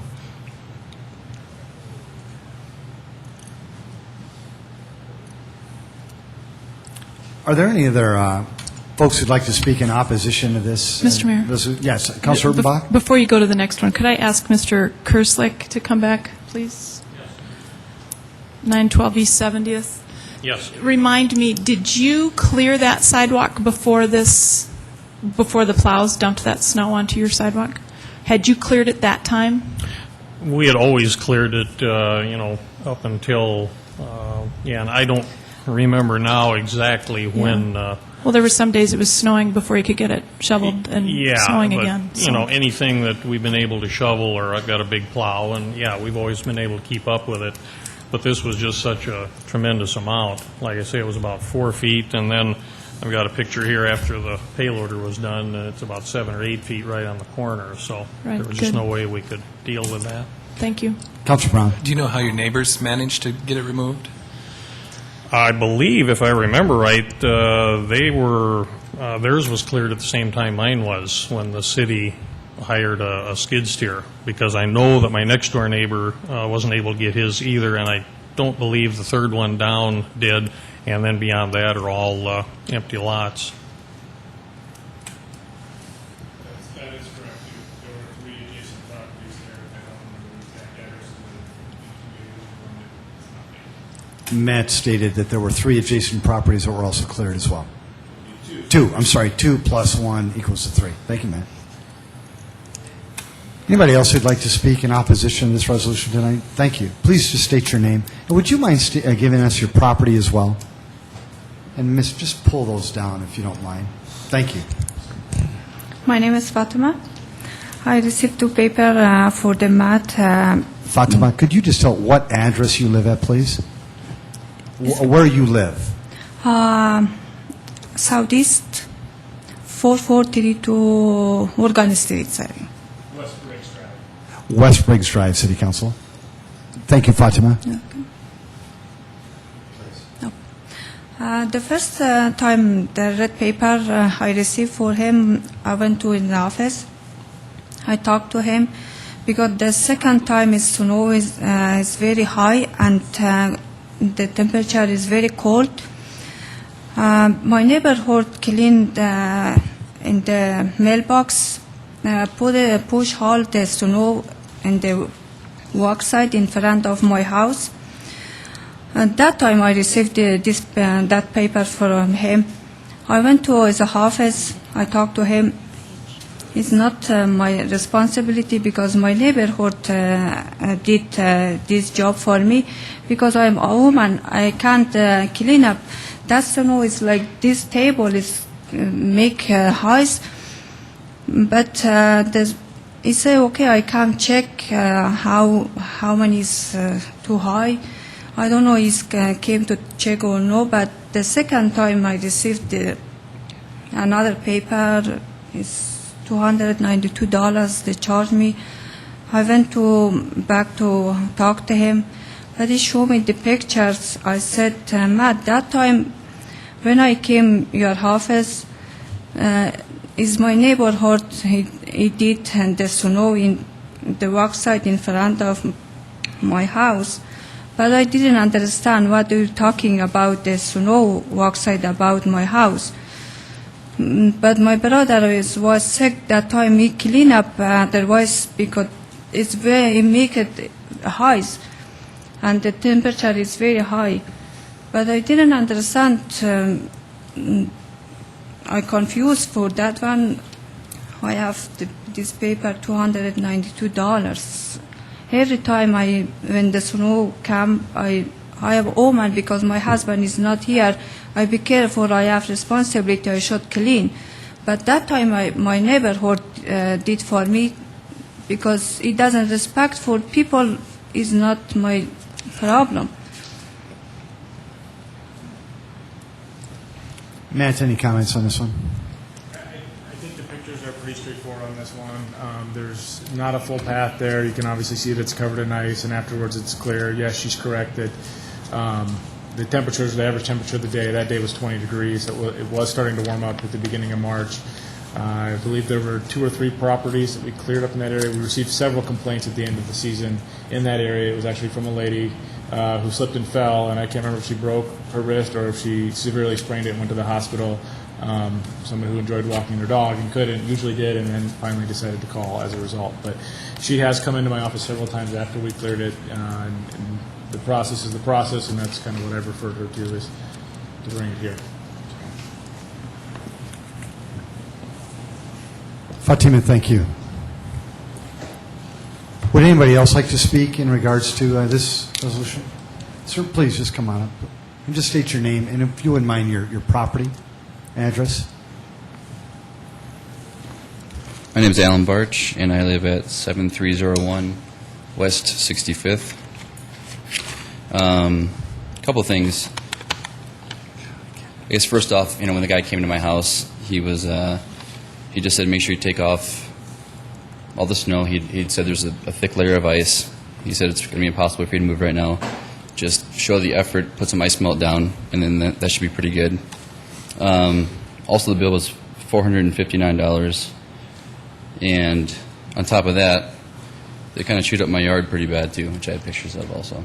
So if I'm going to pay $500 to have snow removed, I'd like to be done, I guess, well anyway. So I have pictures of my lawn. So, Sir, why didn't you remove your snow and ice before this occurred? I mean, I can give you 1,000 excuses, I guess, but you know, my wife's pregnant. We didn't have a snow blower. You know, working 70 hours a week, that kind of thing. I mean, I think I did. You know, for the most part, I tried to.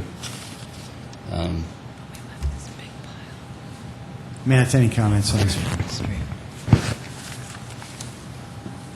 The cost on this one, as you can see from the pictures, it's the ice. Yes, it was the beginning of March, so probably a week later this all would have melted. But at the time, it wasn't clear. It was heavily salted, or ice melt was put down. So we're looking at about 10 bags of ice melt put down here, $260 in ice melt, $130 in labor, and 1 hour on the skid steer at $68.50. So.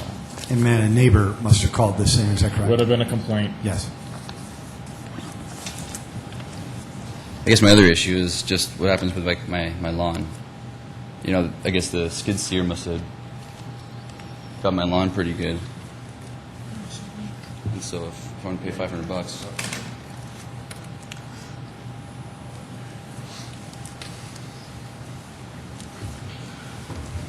Councilor Anderson, Jr. Matt, as you were showing those pictures, I guess the one on the 5th that showed how the curb there, and there was that pile, I want the one on the 5th, after that was done. Right there. That was an after one.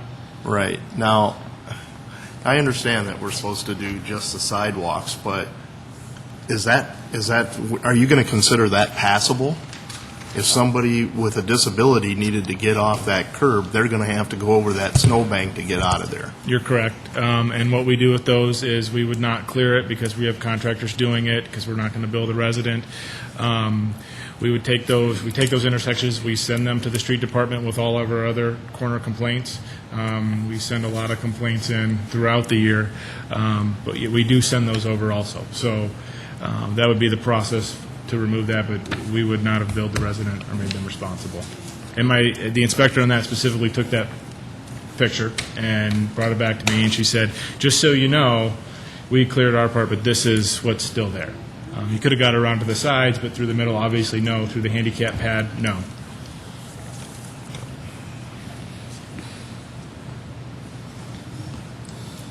Sir, thank you very much. Councilor Jameson. Wanted to look at. I'm so sorry. Yes. You want to show those pictures, please, of the lawn?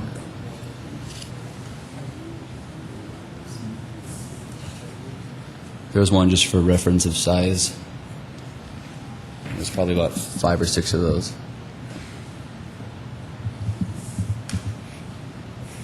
That's a different one there.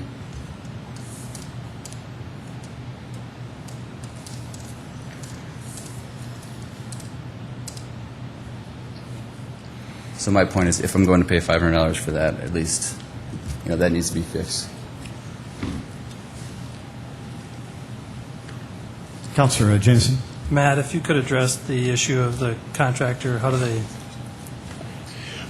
I would need to work with the contractor to have them go out and look at it, determine this one, it looks like obviously it would be their fault, and have them repair it. It's the same process we would have used with our separate contractor that we had the year prior. If it's determined to be their fault, they'll go out and repair it. Typically, for their customers, if they need to put in a strip of grass along the sidewalks, they'll cut it out and put a row of sod in. This is the first damage that I've heard about this year, so I don't know if it's been corrected yet or not. No, so I could work with them to get it corrected, or to see to make pick the right path to get it fixed, however that may be. Which item is this again on our list? 34?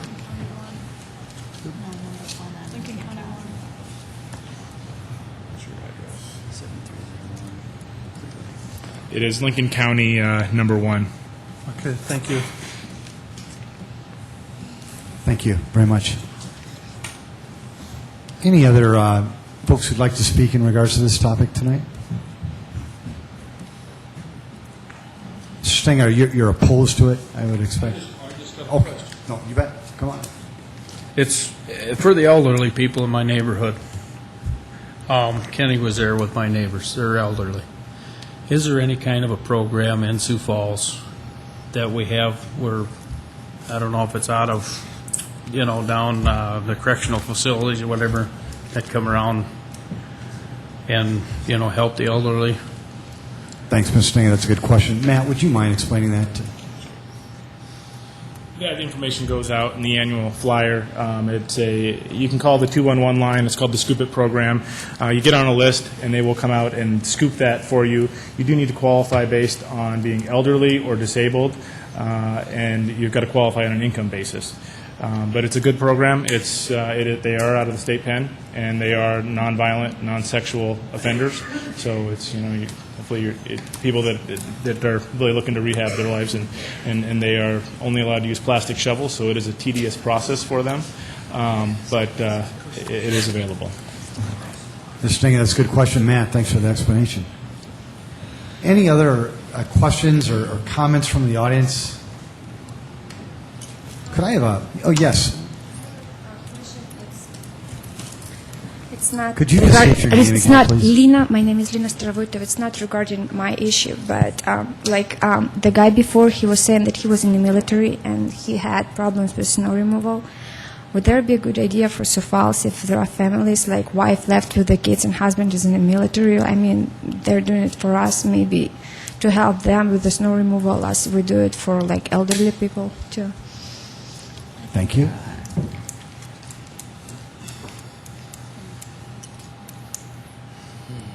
Would the City Council like to make a motion on this one? Or, yes, Councilor Jameson.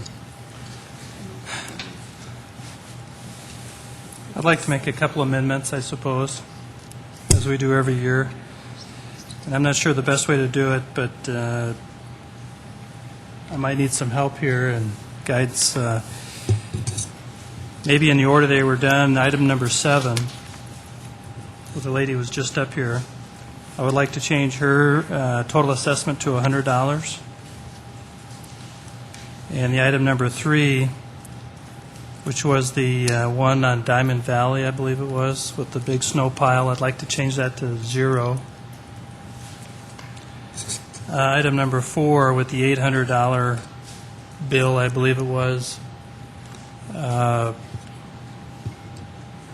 with the gentleman I believe was in the military, I'd like to change that to $400. Item number 45, which I can't remember who that was, but Matt, could you help me?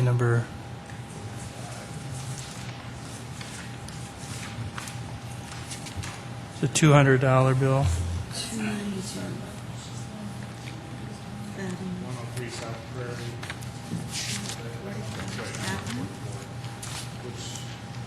The gentleman who came up, I believe so.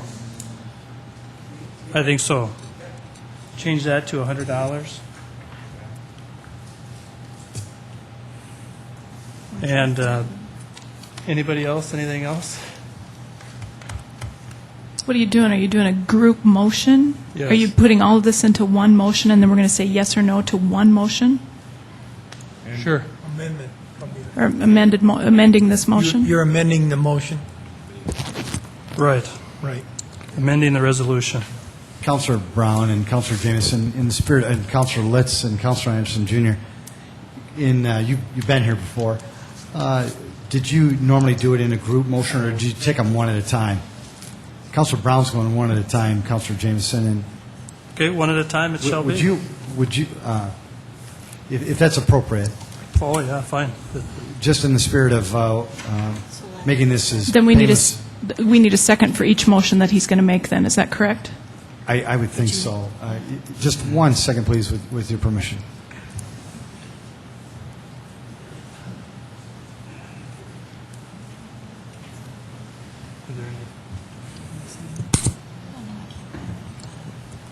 Councilor Jameson, with your permission, before we start, we're just going to deal with the folks who came up here tonight. Is that correct? Matt, in the spirit of making this painless, maybe we should just go in order of the folks who came up. And I apologize. Who was first? Do you have that on record? Lena. Lena. And 6609 West 66th Street. is there a motion on 6609 West? Councilor Jameson had recommended taking that one to $100. The current bill is $207.23 plus the sales tax, so 6% sales tax on top of that. Councilor Jameson, is that your motion? Yes. Thank you. Is there a second? Second, Anderson. There's been a motion by Councilor Jameson, seconded by Councilor Anderson Jr., to take this particular property, which is in the record, and move it from around $207 to $100. Any discussion on that item? Hearing none, this is a, yes, Councilor Anderson Jr.? Councilman Jameson and I have only been on the council for a short time, a couple years, and I think that Councilman Brown and Litz will probably back me up on this. Every year we do see this issue. This has come up time and time again. And I guess my concern is the use of these private contractors and the amount of ice melt that they're using. And I hope that at some point in time we can discuss that and see if there's some way of tracking that ice melt a little bit better. Well, we do receive a bill that is itemized. I'll let you know that we've had 3 contractors over the past 3 years. Similar results. Cost is about the same. Last year, our average bill $330. This year, our average bill $340. We have bills ranging from $32 up to $1,200. But I do understand your concern. We are looking at rebidding that contract. We rebid it every year, and rather than basing it on per pound, we're going to figure out our average amount of ice melt used across the board. So rather than the labor driving the bid right now, which it does, the ice melt will drive the bid because as of right now, I don't see the ice melt being reduced. So we just need to make sure that's the biggest cost factor in those bills. Thank you. Hearing no other questions or comments, we're amending the motion. Could I have a roll call vote, please? Councilmember Aguilar? Yes. Anderson? Yes. Brown? No. Hinteman? No. Erpenbach? No. Jameson? Yes. Litz? No. Rolfing? Yes. Mayor? No. Okay, I'd like to make another motion. Item number 3 be changed from, I believe it was like $800 and some dollars to 0.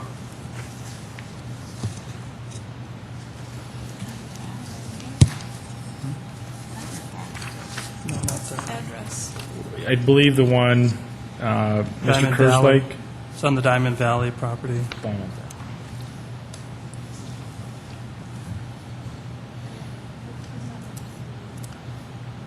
I don't have a Diamond Valley address.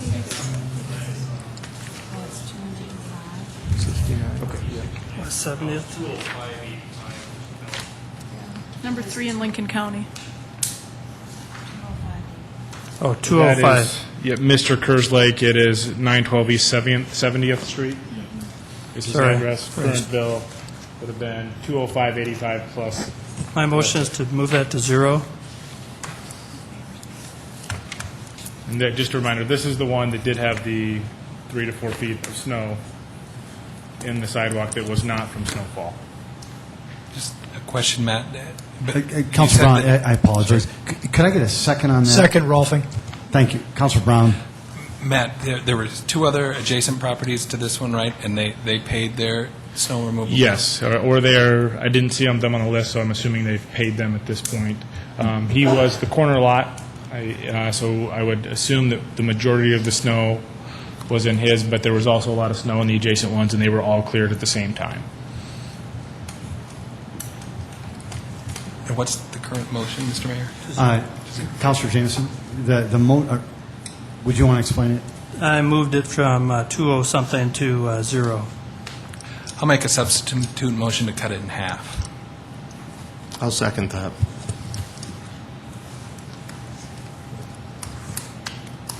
So about 102, well, it's going to be around $103. There's been a substitute motion to Councilor Jameson's motion that was made by Councilor Brown, seconded by Councilor Anderson Jr., to actually take the amount from 205.85 instead of 0 to make it about 103. We'll figure that out. Councilor If I Brown. may speak to the motion, the reason for that is because the neighbors did get billed, paid theirs. This gentleman did probably get a lot more snow because he's on a corner, so that's the thought process behind why I cut this. Can I have a roll call vote on the substitute motion to Councilor Jameson's motion? Councilmember Aguilar? Yes. Anderson? Yes. Brown? Yes. Intiman? No. Erpenbach? Yes. Jameson? Yes. Litz? No. Rolfing? Yes. That has passed 5-3. Mayor, substitute, or motion to amend item number 4, I believe it is. There was a $800 bill from the gentleman. I should have wrote. Point of order, Scott. I believe we still have to vote on the original amended motion then? No. No, substitute motion takes it. Or does? Substitute, it's a substitute motion, not an amendment. I'm sorry. From the $843, I moved to change that to $400. This is 901 East Dove Trail. The Yes. original bill was $834.62. I would second that motion. Erpenbach? There's been a motion by Councilor Jameson, seconded by Councilor Erpenbach to reduce this bill to $400.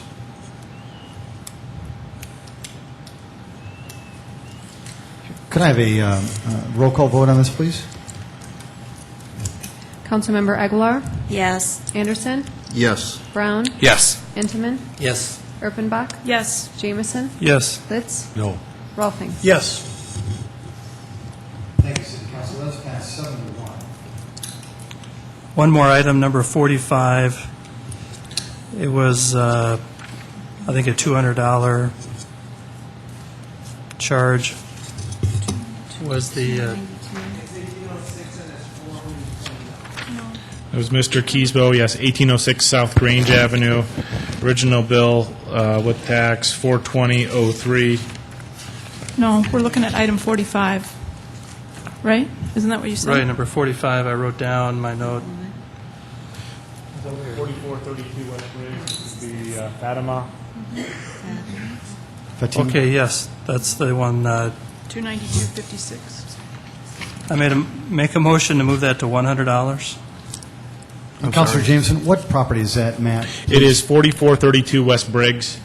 It would be, Fatima is the resident there, and the amount is $292.56. And Councilor Jim, that was $100. Thank you. Is there a second, please? That motion fails for a second. Is there another motion? I'm done. I don't have a motion, I have a question. Councilor Matt, Brown? would you remind us about the 7301 West 65th Street, the one with the skid steer damage? Will you take care of making sure that claim is filed and that repair gets done? I will do that. We can file a claim through risk management. I can also work with the contractor to correct that. I would suppose you could make an adjustment now if you felt that was necessary, but I would say you would still have the recourse of coming back and saying it's our fault and getting a reduction and Well, we've the already correction. paid the bill, though, right? That's correct. We've We paid have the paid all these contractor, bills. so we just need the contractor to fix the damage that the contractor created. Thank you. Councilor Brown? Just a quick comment. Matt, you do a very nice job at this, just giving us the facts, laying it out very straight. It's one of the worst jobs in city government. Please know we do appreciate what you do. Thank you. To the citizens who came up today, I appreciate your willingness to do this. Again, we're not always going to agree, the city, but they will certainly hear you loud and clear and make as best decision as they can. Councilor Erpenbach? Mr. Mayor, before we vote on the final version, I would Yes. just like to remind folks about the 211 number. If you have trouble or you're underserved in some way and you need help scooping snow, call 211 and they will help you. The other thing that I would charge the community with, and we are a community, we are neighbors and friends, and let's help each other out on this. You know, it was a tough winter, and I scooped a lot of snow and you know, chopped a lot of ice, and I know that all you folks did too. Let's help each other out, please. Mayor, can there be a ruling on 1806 that wasn't mentioned on my property? I think there was no motion made, so the ruling will be made right now. No other discussion? Great. If we could vote, roll call vote on this, please. Thank you. Councilmember Aguilar? Yes. Anderson? Yes. Brown? Yes. Entman? Yes. Erpenbach? Yes. Jameson? Yes. Litz? Yes. Ralphie? Yes. That is passed 8-0. Thank you, City Council. Item number 11. A resolution approving the special assessment roll for repair or demolition of real property in various areas in the city of Sioux Falls, South Dakota. Can I have a motion to approve in a second, please? Move to approve, Jamison. Second, Anderson. It's been a motion by Councilor Jameson, seconded by Councilor Anderson Jr. on item number 11. Yes, I'm sorry. Good evening, Ron Bell with Building Services Division, Planning and Building Services. What you have in front of you is assessments on 3 different properties within the city of Sioux Falls, and we've put a PowerPoint of some of the pictures. The first property is 1122 North Duluth. A private contractor secured the 2 east windows that were broken by the owner of the house. That was September 28th of 2009. And then on May 3rd of 2010, that same contractor secured the entire house. We had a notice to vacate, and the house was secured. And the third amount was an asbestos survey that we hired Geotech Engineering for that property. So that's 1122 North Duluth Avenue. The next one is 2608 South Alpine Avenue. That's a foreclosed and vacant structure. The one picture up here just shows the door that did have a lock on it, but our inspectors, through neighbor complaints, saw that the door was completely broken open, so we hired a contractor to plywood over that door right there. And the third property is a property that we've been dealing with since practically 2008. That's the Oaks Hotel. In May 27th of this year, a contractor was hired to secure the Oaks. It has been a very difficult property to deal with. When we did get it done in May of 2007, we've continued to deal with a property owner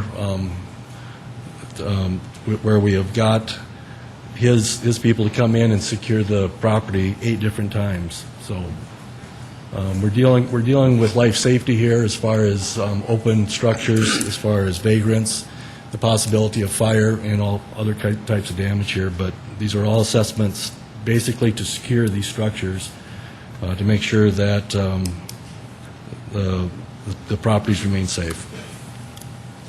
Mr. Bell, thank you very much. City Council, any questions or comments? Councilor Erpenbach. All we're doing is assessing them for the cost that the city spent to close these structures in and make them safe again. We're not tearing them down or anything like that, or am I reading that wrong? No, as a matter of fact, the property at 1122 North Duluth has had a notice of demolition. The city has not done that. We're coordinating this property with probably a half dozen other properties that we hope to tear down yet this year. Okay, good. Thank you, Ron. As far as the Oaks, we're hoping that the owner of the property will step up and do what he said he's going to do, and that's to raise the structure and provide a development on that property. Mr. Mayor? Yes, Councilor Anthony. Just a question, Mr. Bell. When we do something like this, is the assumption then that we will tear it down and assess the property owner or take over ownership of the property? Can you just tell me a little bit about the process? It seems to me that some of these properties, there should be a process by which we can just, if they're going to be demolished and they're just sitting there wasting in such an eyesore, isn't there a method by which we can get a judgment against them or do something to be able to tear these properties down to get rid of this and assess it to the property owner? Or yes. repo the As a property? matter of fact, we did about 8 properties last year, and we're looking at, again, 1122 North Duluth. There's another property right across the street that we're also looking to tear down, plus about 4 other ones that we're hoping to go through tearing down. And that the process is, typically, we start with a notice and order through the property maintenance code and work through the process. If we find that there's no hope by the property owner that anything is going to be done, we will issue a notice of demolition. I think what a lot of people have some difficulty with the time period is that the due process within the property maintenance code requires a 2-year time period from the original notice and order. And as a matter of fact, when we adopted the 2009 IPMC last time around, we did a local amendment to reduce that down to 18 months. So you'll see some properties out there that you'd wonder why the city hasn't acted. Well, it's the process within our notice and order, the due process that's in there to do the demolition. Hopefully, our goal is that the property owners will step up and take care of their properties and demolish it at their own cost. Thank you. Councilor Anderson, Jr. Mr. Bell, can you use the North Duluth address as an example? How long have we been going through the process to... A long time. Isn't that about 3.5 years? 2008, I believe it started. Could have been early 2008. And it's not only what you're seeing here as far as securing the property. Numerous times, the health department was there cleaning out the yard of trash, rubbish, garbage, or whatever, many times. So, yes, there has been an injunction on that property.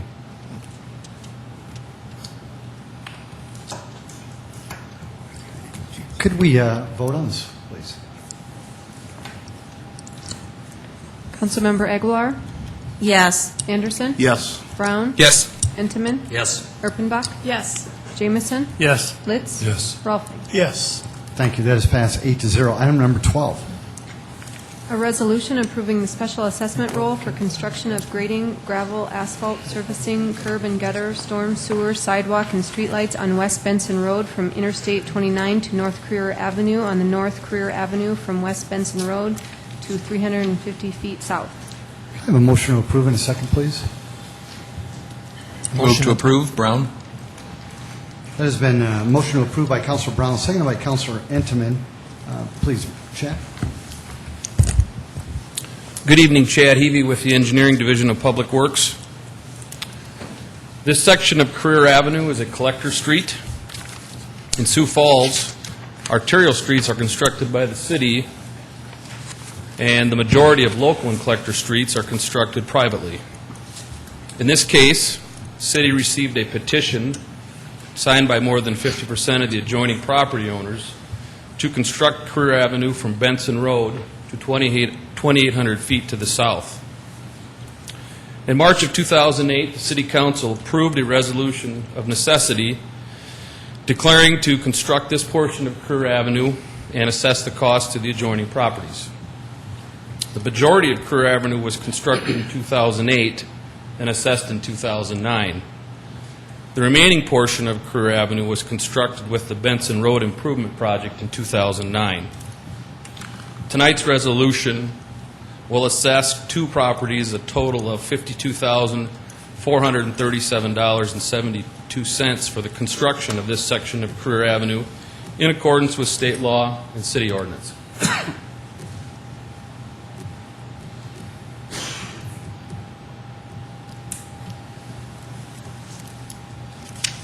Hearing no questions or comments, is there anyone in the audience who'd like to speak to this particular item? Could we have a roll call vote, please? Councilmember Aguilar? Yes. Anderson? Yes. Brown? Yes. Entenmann? Yes. Erpenbach? Yes. Jamison? Yes. Litz? Yes. Rolfing? Yes. Thank you. That is passed 8-0. Folks, Councilor Jamison just made a very good point, and on the prior item number 11, when we talked about those particular properties, is there anybody in the audience who'd like to speak to that particular item number 11? Those are the items that we were going to assess the amounts to board up their windows and things like that. Anybody out there? Thank you so much. Item number 13. And Councilor Jameson, thank you for bringing that to my attention. Item number 13. A resolution approving the special assessment roll for the Main Street Business Improvement District in the city of Sioux Falls, South Dakota.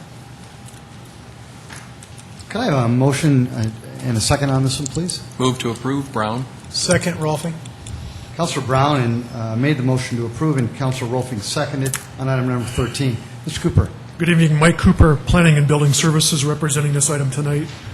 What's before you tonight is a request to renew the Downtown Business Improvement District assessment for one additional year. The reason that we're bringing this to you tonight is that this is going to be part of the 2011 budget request.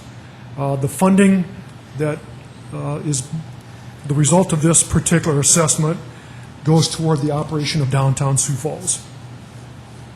A little bit of the history about the Downtown Business Improvement District. It has been in existence since 1989. And the area that is assessed includes the boundaries of downtown, which is essentially starting on 14th Street at the south side. On the west side, it extends along Minnesota Avenue up towards the north side of Falls Park, over along Weber Avenue, and then east towards along Franklin Avenue back down to 14th Street. The boundaries of that district have been amended once since the original assessment was started in 1989. This is an assessment that's collected from the property owners within the downtown boundaries that, again, is used towards the operating budget for downtown Sioux Falls. The last time that the City Council was asked to renew this or authorize the bid was in 2007 for a 3-year time period.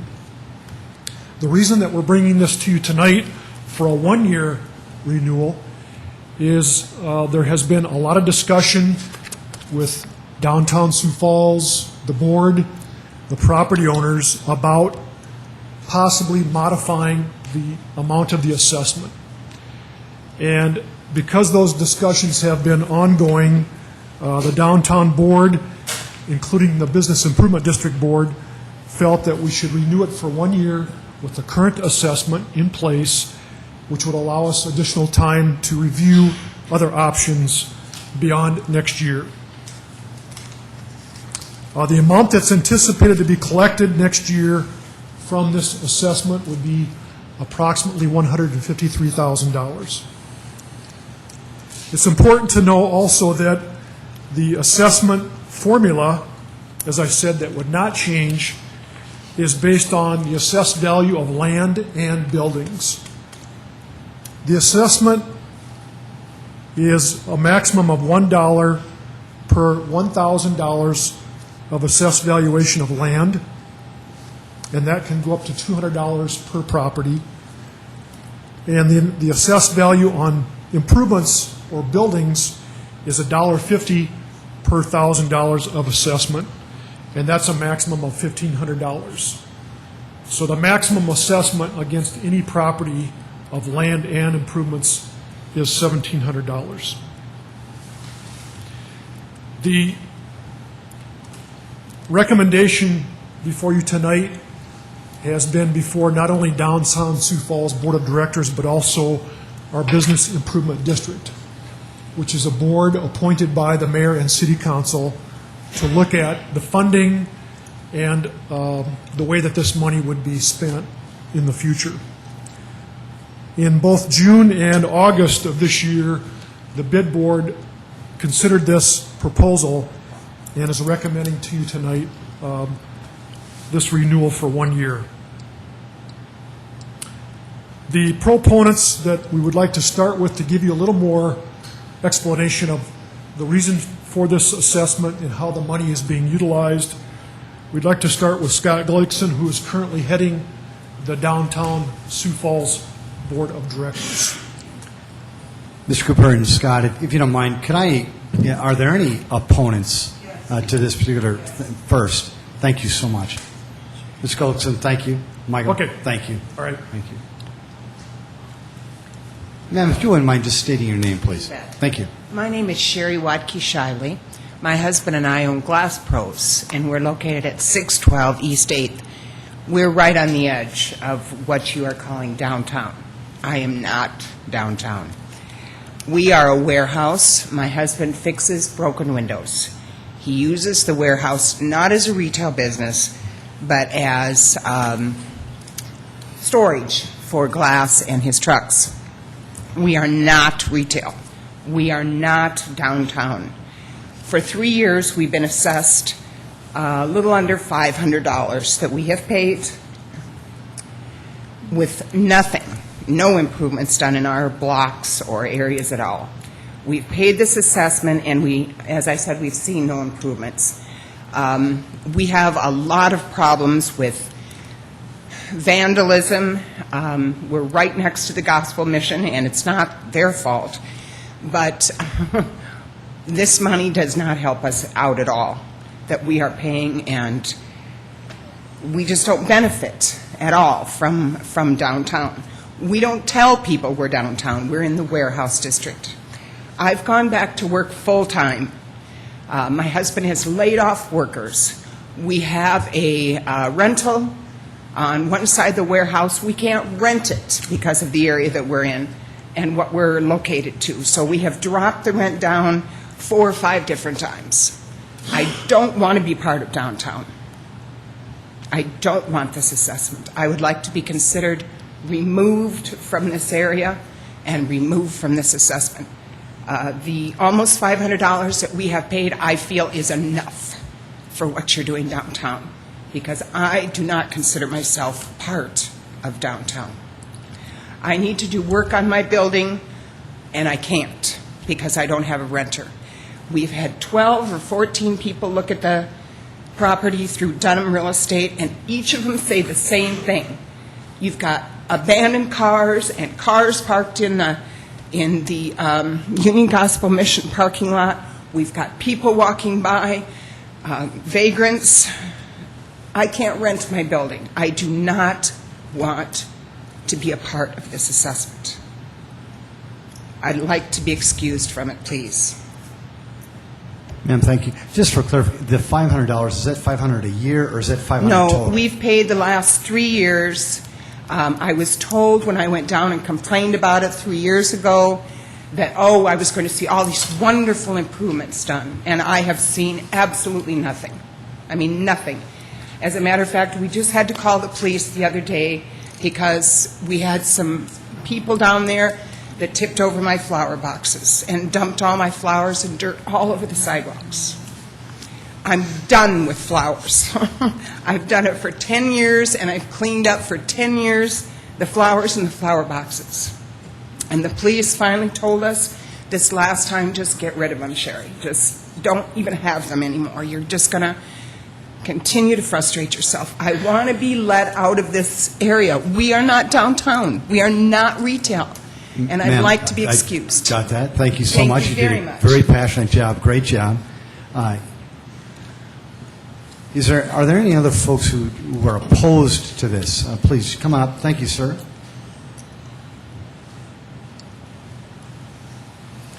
If you wouldn't mind just stating your name, please. Of course. A.J. Swanson, and I have the privilege of living in Lincoln County and working there as well in the middle of a prairie restoration project, which requires me to practice law full-time.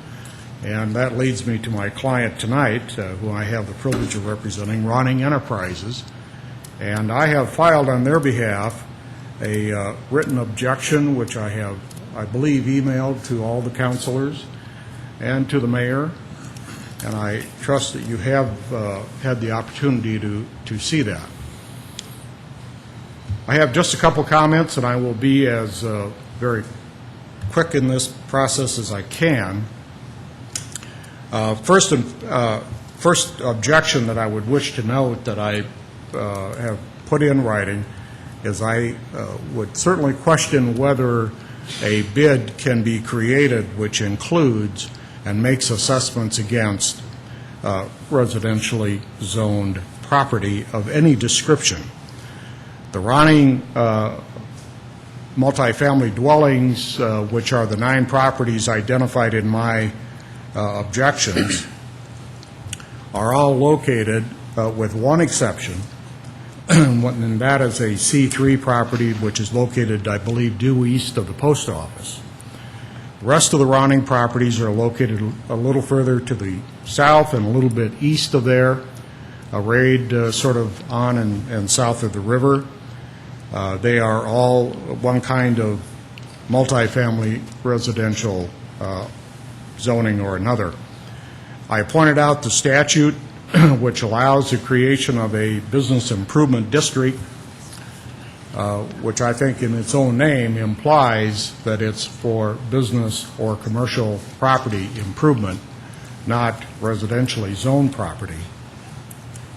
But that is, frankly, one of the hallmarks of a business improvement district. The second point I would like to raise is this bid assessment is for the raising of, on Ronning properties, $6,500 this year. That's up from about $5,800 last year. That amounts to 4.5% of the assessment that is before you this evening. I want to call your attention to the items that you previously had on the agenda here tonight, items 7 through 12. Those are all special assessment resolutions that you've had before you and that you have approved for the most part as have been submitted to you. Those resolutions for special assessments have a very strong distinction from the one that you have before you at this time. And it is this: whether it was for purposes of improving the public right-of-way or abating a nuisance or performing emergency services on a particular piece of property for public safety, city crews or city contractors were touching and concerning real estate. You were providing a special benefit which had an impact on the apparent or perceived value of that property. That is the hallmark of a special assessment. The inherent limitation that the city chose back in 1989 is that you set forth this business improvement district and left it to fund itself by special assessment only.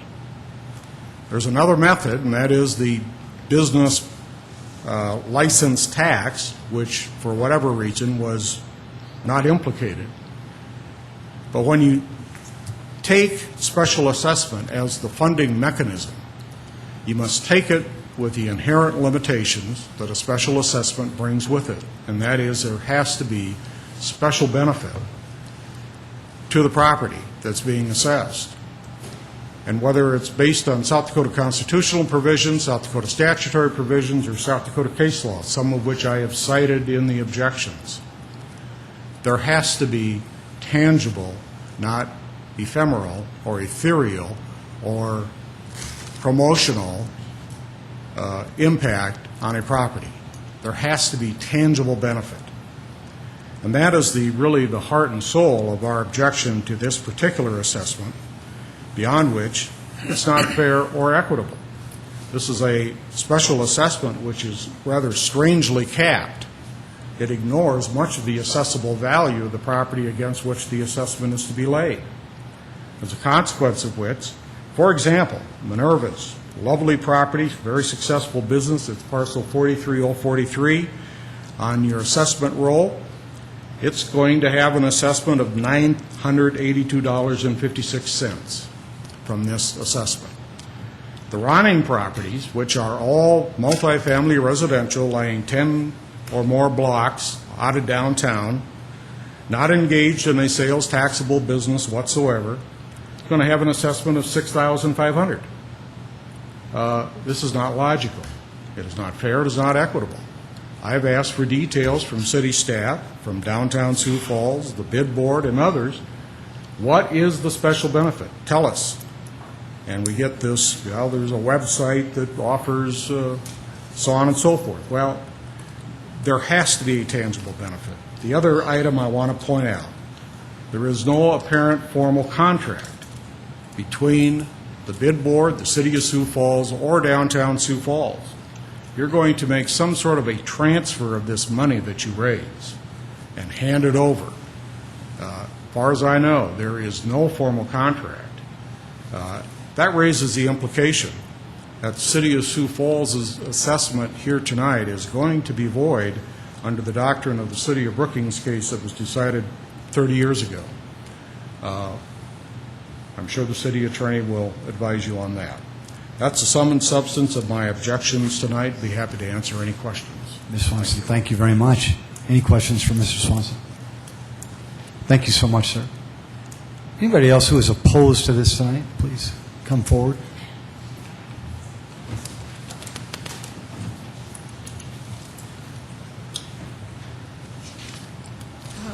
Elaine Riedemann. We have a multi-family dwelling close to the Ronning properties. I as well see no benefit, receive no benefit from this assessment.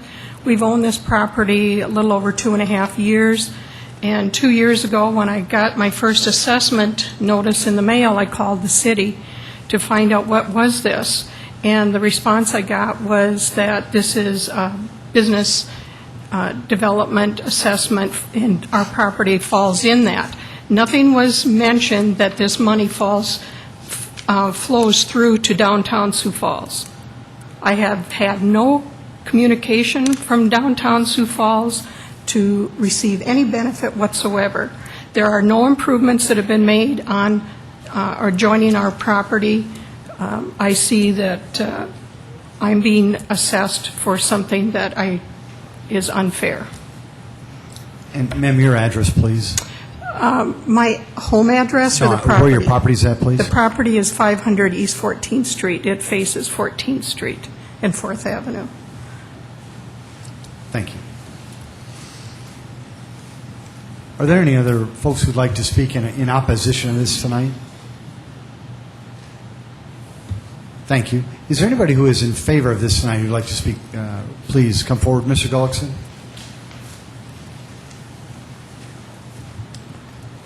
Hi, I'm Scott Gullickson, and I'm a 2010 Downtown Sioux Falls Board Chair. And the good news for you, I think, is that Mike Cooper took a whole bunch of my thunder, so I will have less information to provide to you.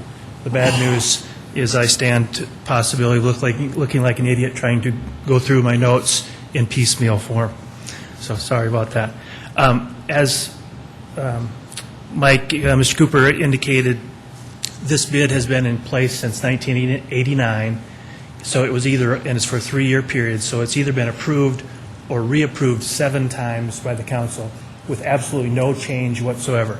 No change in the assessments, no change in the periods of time, no change in what was exempt or anything like that. In 2007, however, the boundaries were extended to include some of the other additional properties that maybe people are talking about tonight. A couple years ago, the downtown Sioux Falls went through a strategic planning process, and we talked to property owners, downtown people, downtown businesses, downtown members, and so on, and asked them what they wanted from downtown Sioux Falls. And amongst, there was a host of many things, and the downtown Sioux Falls board put a priority on a number of those items.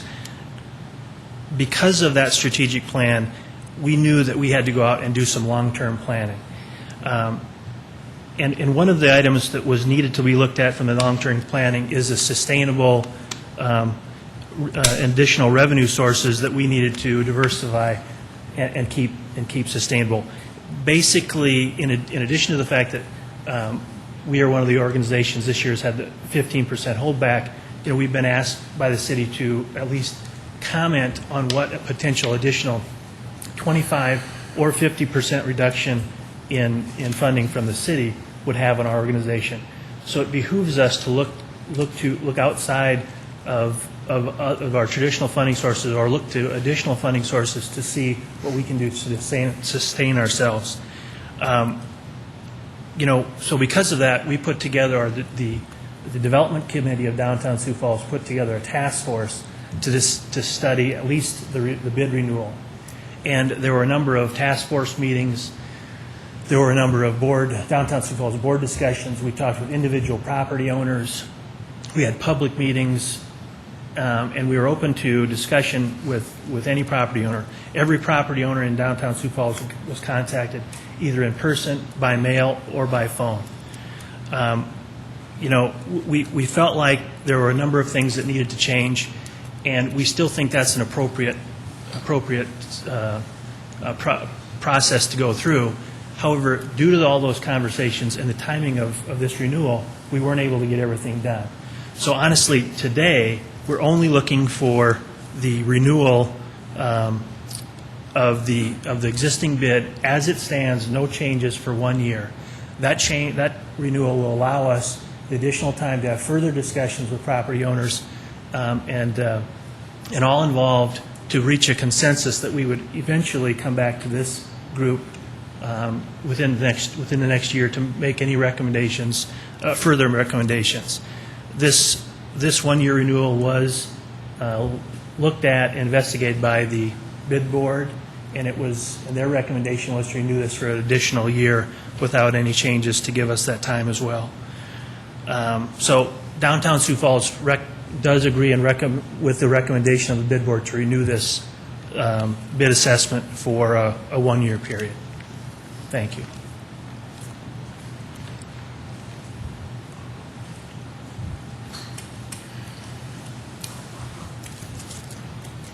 Sir, if you could just state your name, please. Thank you. Yes, sir. Mr. Mayor, members of the City Council, good evening. Dan Stodman with Downtown Sioux Falls at 230 South Phillips. As Scott mentioned, we as an organization have been working tirelessly alongside many of you for many years to make downtown an exciting place to live, work, and play. Next year, our operating budget will be in the neighborhood of $650,000. Mr. Cooper mentioned that the bid is slated to raise right around $150,000 for the 2011 fiscal year.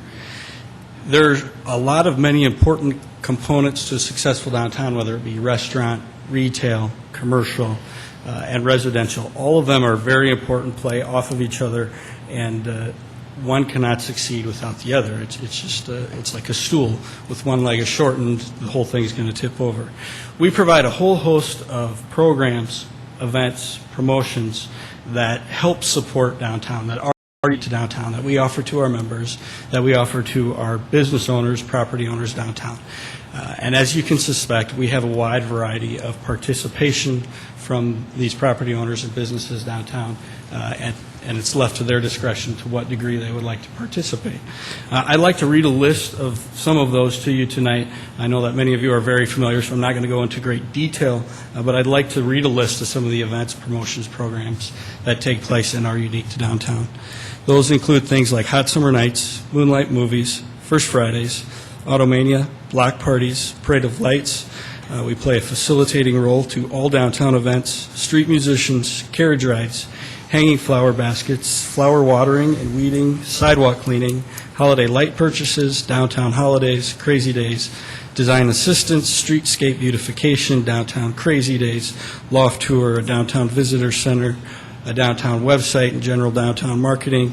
And I think it's also worth noting that we play a big role in special issue management, things like the River Greenway, where years ago we implemented a much more detailed design of the River Greenway downtown so that the city could get started on the permitting and long and arduous process of permitting the River Greenway downtown. So we play a facilitating role in issue management types of activities downtown as well. I can't tell you again that every property has a hanging flower basket in front of them or an event is in front of every particular business or property downtown. It's simply not feasible. We have a fairly large geographic downtown. What I can tell you is that all these things together have an effect on the values of downtown. In 2000, the value of downtown was $138 million. In 2010, that was increased to $221 million. So property values are increasing downtown. So all of these events, programs, promotions, which are a special benefit to the properties downtown, is having a direct effect on vacancy rates and property values downtown. With that, I would answer any questions the councilor may have. Councilor Brown. I'm sorry, Dan, could you review the property value increases again? In 2000, the combined total value, assessed value of downtown was $138 million, and in 2010, that was $221 million. I think it's also worth noting that we have over 500 parcels downtown tonight, and while we certainly did work hard to communicate clearly and effectively with the properties downtown, 500-plus parcels is a lot.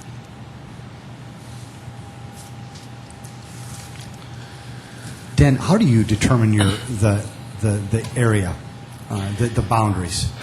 I don't determine it. It came from the Development Committee, which is a lot of wide variety, representative of a wide variety of types of properties and locations of property owners downtown.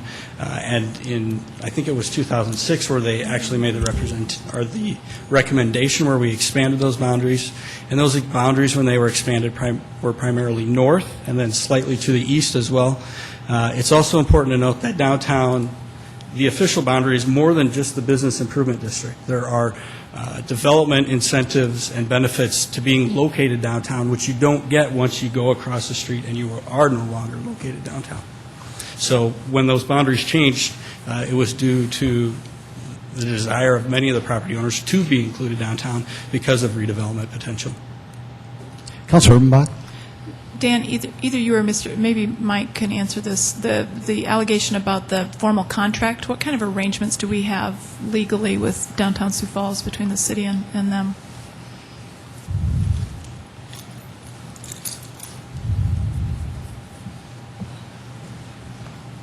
The agreement that we have is through the action taken by the city council that specifies where the money will be going towards.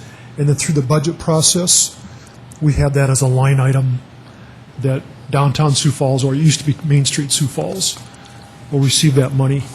It's similar to what we do with other pass-through funds, and that's the agreement that we've had since 1989 when we started the process. Good, thank you. Councilor Anderson, Jr. Mike or Dan can probably answer this. Property owners in the new expanded downtown area, if they wanted to opt out of this special assessment, are they given that opportunity? Or are they basically forced to be part of downtown Sioux Falls since 2007? I would say that through this process, it's really by action of the city council that you could modify the assessment roll. It's feasible that you could take action on this tonight, because we are coming up on a deadline that we want to have something in place before the budget gets approved. But there is a process that property owners could come and appeal and ask to be taken out of the assessment, off the assessment roll. They would still be within the boundaries of the downtown,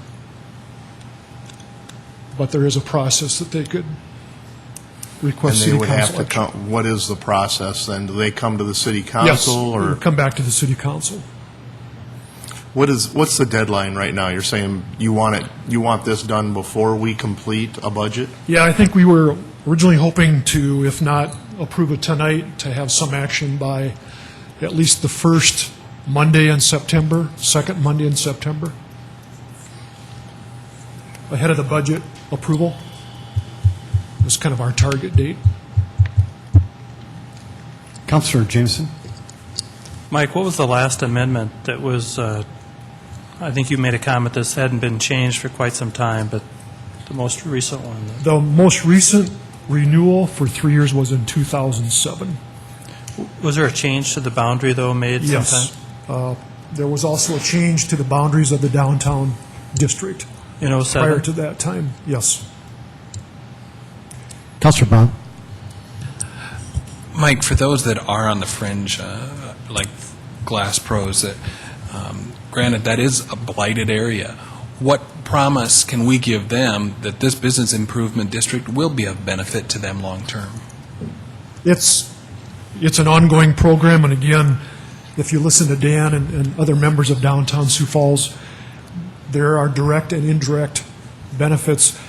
The reason that we decided to extend the boundaries to the east is because, particularly with the rental properties, a lot of those people do work downtown or near downtown, And also along 14th Street, we were hoping for and are still working towards future redevelopment of properties.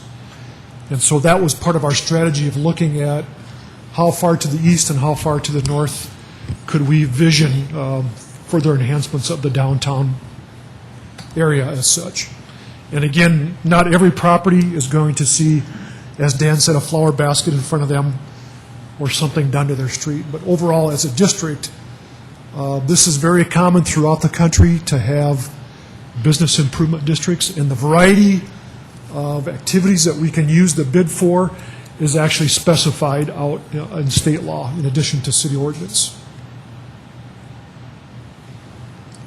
Is there anyone else in the audience who'd like to speak in favor of this resolution tonight?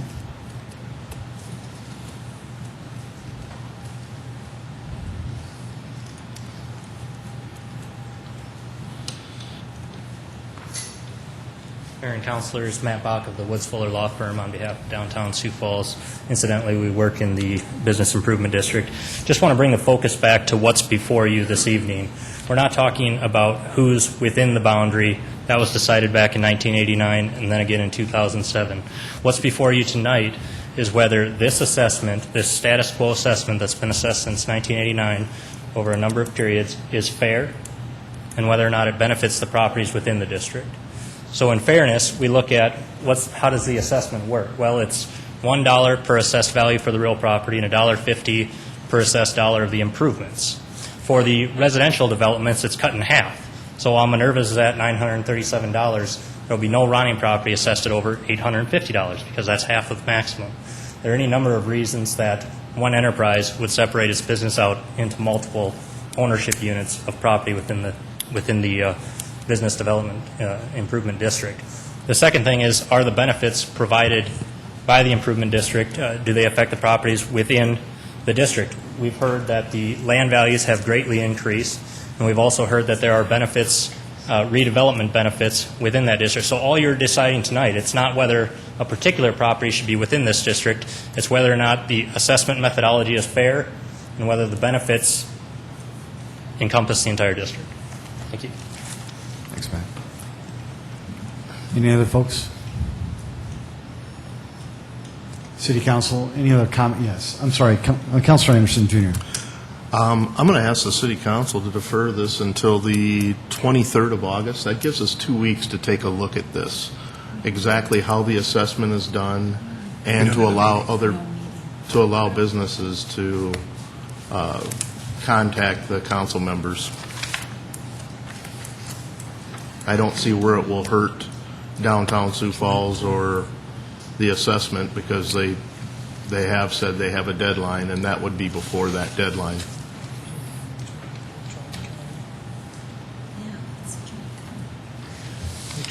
Councilor Anderson, Jr. has made a motion to defer this resolution until August 23rd. Is there a second? That motion to refer has died for lack of a second. Is there any other discussion? Hearing none, if we could vote on this resolution, which is item 13, a resolution approving the special assessment role for the Main Street Business Improvement District in the city of Sioux Falls, South Dakota. If I could have a roll call vote, please. Councilmember Aguilar? Yes. Anderson? No. Brown? Yes. Intiman? Yes. Erpenbach? Yes. Jamison? Yes. Litz? Yes. Rolfing? Yes. That is passed 7-1. Item number 14. A resolution vacating the public right-of-way on a portion of South Grange Drive from South Minnesota Avenue to South Duluth Avenue as shown on Exhibit A. Can I have a motion to approve, please? So moved, Intiman. Second, Anderson. So a motion by Councilor Enterman, seconded by Councilor Anderson, Jr. on item number 14. Mr. Hebe? Thank you. Good evening again. Chad Hebe with the Engineering Division of Public Works. Before I get to item 14, I just want to just give a little background on the approved right-of-way vacations that have taken place since 2002. It's an average of about 13 a year, so we're probably not on pace to do that this year, but you're going to see 3 or 4 talked about tonight, so I just wanted to give you a feel of what we've done annually. So, all right, item 14. This section of Grain Drive is improved. The petitioner is Frank Howe. He plans to use this vacated right-of-way for future development. A partial utility easement will be retained, and once the construction of 49th Street is complete, from Minnesota to Duluth, this right-of-way will no longer be needed. Engineering has no opposition to tonight's action.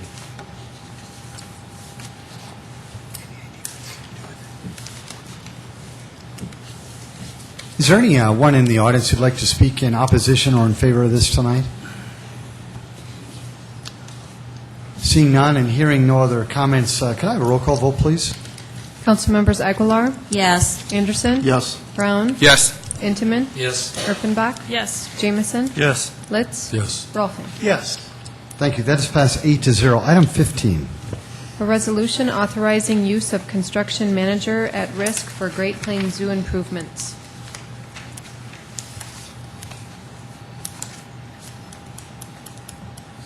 Can I have a motion to approve, please, in a second? So moved, Aguilar. Second, Intiman. There's been a motion by Councilor Aguilar, seconded by Councilor Entenmann on item number 15. Yes, Mr. Cotter. Good evening, Mayor and City Council.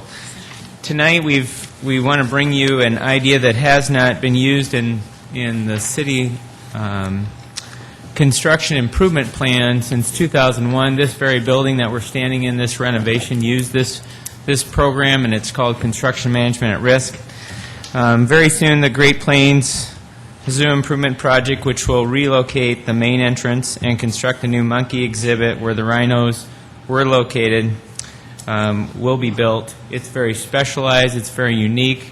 There are items that the zoo staff, that Dan Simon's here, and Director of Parks, Don Kearney, will evaluate to make sure that they can deliver this project in the fashion that meets the zoo management.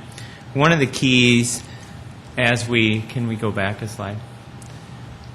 As we look at which type of way to actually deliver the project, 95% of our projects we use design, bid, build, where we hire a consultant or we do the work in-house, then we bid the project and we build it. Because for the lion's share of our work, it's very straightforward, whether it's reconstructing a road in the Cathedral District or putting a new bathroom in one of the parks. Many items of that work are not complex, and the contractors in this area have seen the work. I will tell you, usually when there's some uniqueness to a project, we like to get on the phone with one of the contractors in town and start to source them for how would you approach this, how would you stage this, but in our typical method, there's not a way to actually infuse the contractor in with the architect to make sure that through the design process, the two are talking and we're actually using the most efficient way to actually build a building. You've seen the design-build process before with parks when they set a guaranteed maximum price on what they want to spend on a playground experience, and then they select proposals based on what the designs look like and what the price is. There's a number of issues in state law that make our design-build process a little cumbersome, but also doesn't really make it very conducive to what the zoo wants to get done here. In design-build, the owner has to hire a third-party agent and really start to identify the key criteria. That key criteria might be the size of the building, 20,000 square feet. They might say that the exterior has to be 75% stucco, there has to be 25% glass, and really try to identify all of what they want without really being infused in the design process. And then design-build teams submit proposals and price, and then there's an evaluation process that goes with that. When there's all the uniqueness of what the zoo wants to do, they really have to be involved all the way through the process, clearly through schematic and development drawings. So one of the things that we wanted to bring to you is to really really try an accepted process. It's been used on a number of projects in the area. Let's go to slide 3. There's been a number of projects, and whether they're private, a university, state engineer's office often uses this approach, is to have the owner hire the architect and then normally immediately or soon after hire a contractor, and the two begin to work together. And one of the things that you'll see that comes from construction management at risk, for example, when the Sanford Children's Hospital was built, you've seen once that announcement occurred, it was very soon after that you started to see footings and foundations go in. When the architects and the contractors work out what the footprint will be and what the footing and foundation needs to be, instead of waiting till the entire job is designed, that contractor can just take those sheets of the plans and solicit them in a public fashion, so they use the public bid procurement rules and bid that package, and then that work begins while then they start to work on whether it's the steel erection or the outside skin or different opportunities. And so you'll see multiple bid packages happen instead of us getting all the way through the design, then bid, then build. So it essentially still follows that. It just allows us to break that up into about 40 different divisions and really infuse the contractor with the architect with all the uniqueness. So there's a number of projects that have been used here. We think it's the best fit for the zoo, and we also think just from a constructability with the uniqueness of what we'll see in a typical zoo project, we would appreciate your endorsement of this approach. Per Ordinance 34, this is a key step before we can go forward and solicit contractors that would be the construction manager at risk. And I also have Director Carney and Dan Simon with Zoo Management here as well. Councilor Urbanbach. I have to ask it, how do we get around state law with this? I mean, I realize all these organizations have done it. How does this get around the state law requiring lowest bid? I stumped him.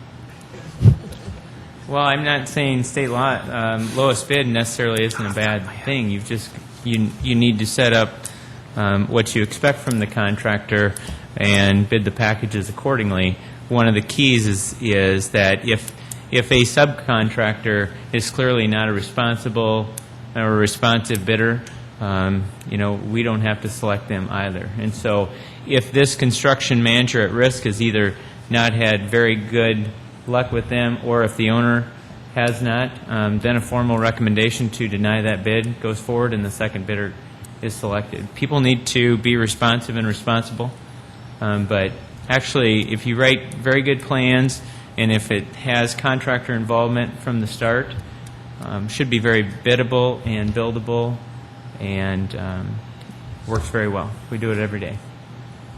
Yeah, I understand that. I just, we've had some concerns about the way that we build BMPs, too, and we build those that way every day, too, and that didn't exactly fly. And so I just want to make sure that, I understand that it's done all the time. Mm-hmm. I understand even the state does it.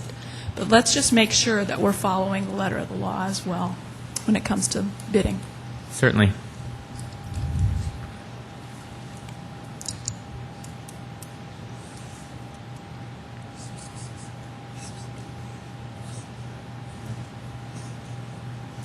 No change. Ms. Cotter. Okay. Councilor Jameson.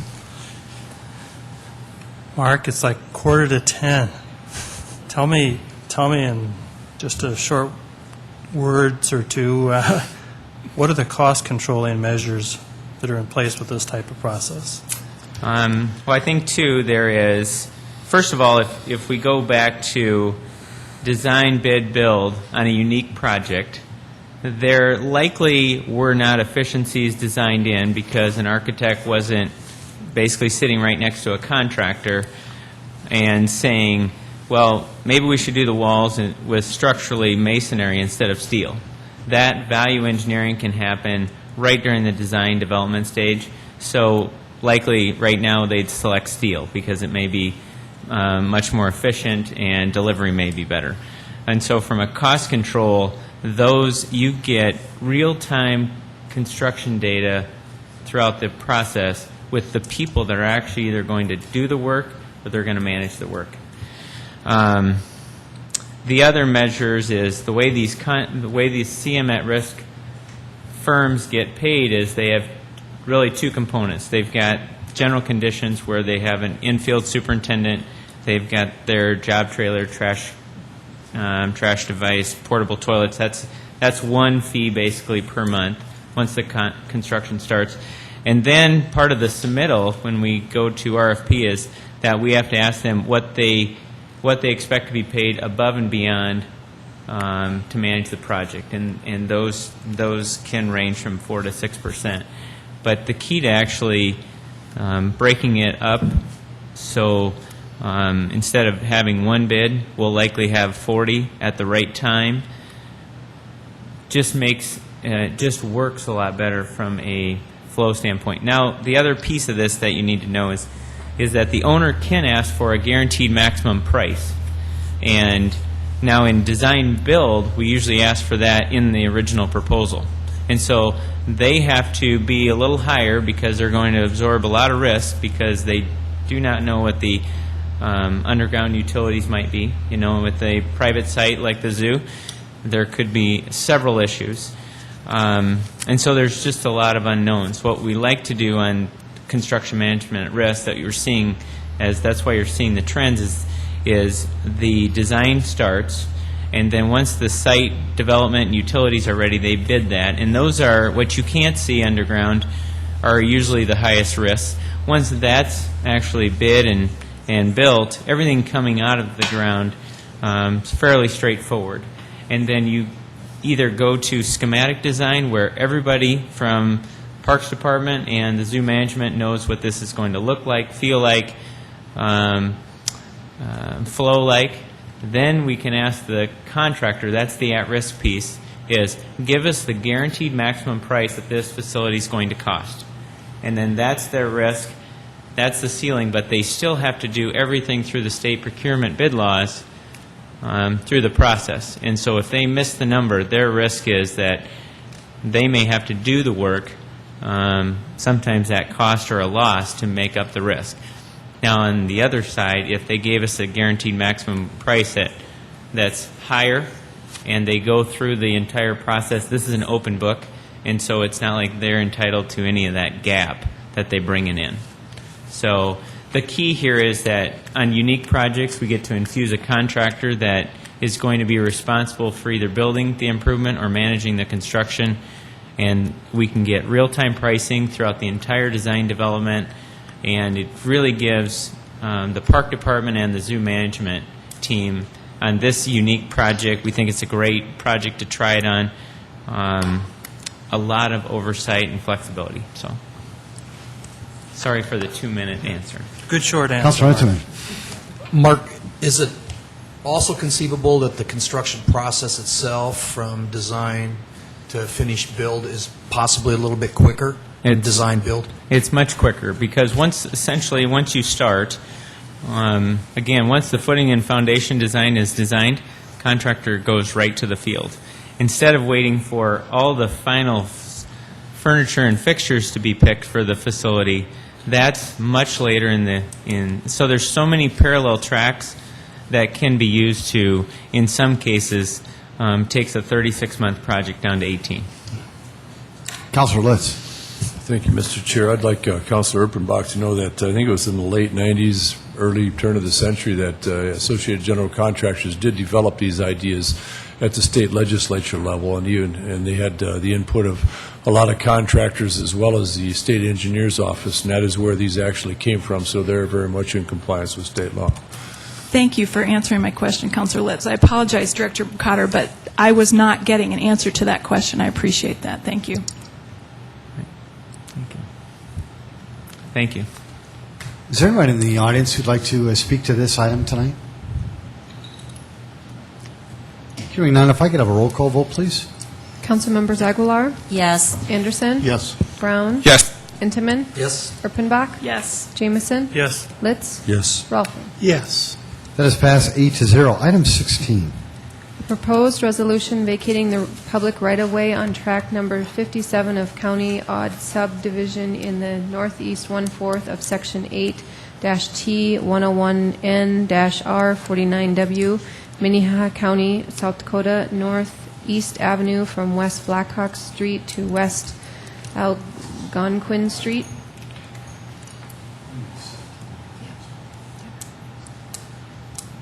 '17, a proposed resolution vacating the public right-of-way on South 9th Avenue from East 23rd Street to East 24th Street and the adjacent alleys as shown on the exhibit. 18, a proposed resolution vacating the public right-of-way on portions of West 28th Street from South Summit Avenue to South Grange Avenue on the alley within Block 23 of Dennis subdivision of Blocks 9, 10, 23, and 24 of University Edition as shown on Exhibit A. Could I have a motion to set a hearing date for Monday, September 20th, 2010 at 7 p.m.? So moved, Litz. Second, Anderson. It's been a motion by Councilor Litz, seconded by Councilor Anderson, Jr., to set a hearing date for Monday, September 20th at 7 p.m. Mr. Eden. Thank you. Item 16. This improved right-of-way is between the airport and Russell Street, just west of Minnesota Avenue. The petitioner is Raven Industries.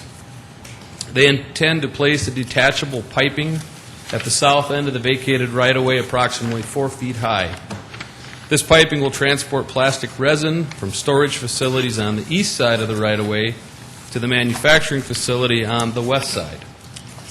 An additional budding property owner on the northeast corner of this right-of-way, Belmark Properties, also intends to expand its manufacturing facility in the future. A utility easement will be maintained, and a public meeting will be held.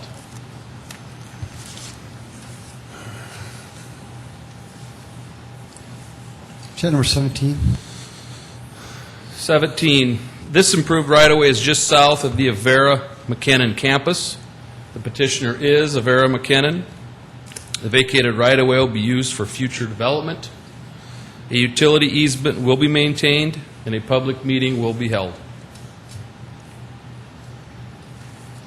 Item 18, please.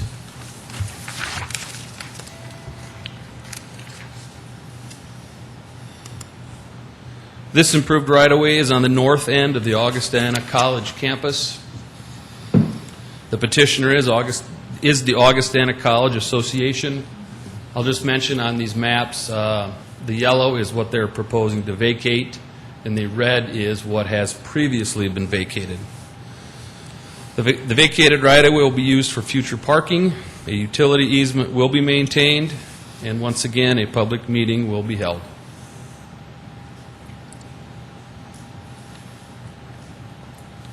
Thank you very much. And to the audience, or for the folks that are here tonight, there will be additional commentary on these items, so you'll have the opportunity to speak at that time if you would like to be in favor or oppose any of these. City Council, any other discussion? And if we could have a vote on items 16, 17, 18. What we're doing is we're setting the hearing date for Monday, September 20th at 7 p.m. Roll call vote, please. Councilmember Aguilar? Yes. Anderson? Yes. Brown? Yes. Intiman? Yes. Erpenbach? Yes. Jamison? Yes. Litz? Yes. Rolfing? Yes. Thank you, City Council. That is passed 8-0. Any other discussion from the City Council tonight? Hearing none, if I could have a motion to adjourn, please. So move, Antonin. Second, Is there a Anderson. second? There's been a motion by Councilor Entenmann, seconded by Councilor Anderson, Jr. to adjourn tonight's meeting. If we could have a roll call vote, please. Councilmember Aguilar? Yes. Anderson? Yes. Brown? Yes. Intiman? Yes. Erpenbach? Yes. Jamison? Yes. Litz? Yes. Rolfing? And yes. Thank you, City Council. Tonight's meeting is adjourned. Thank you, Sioux Falls.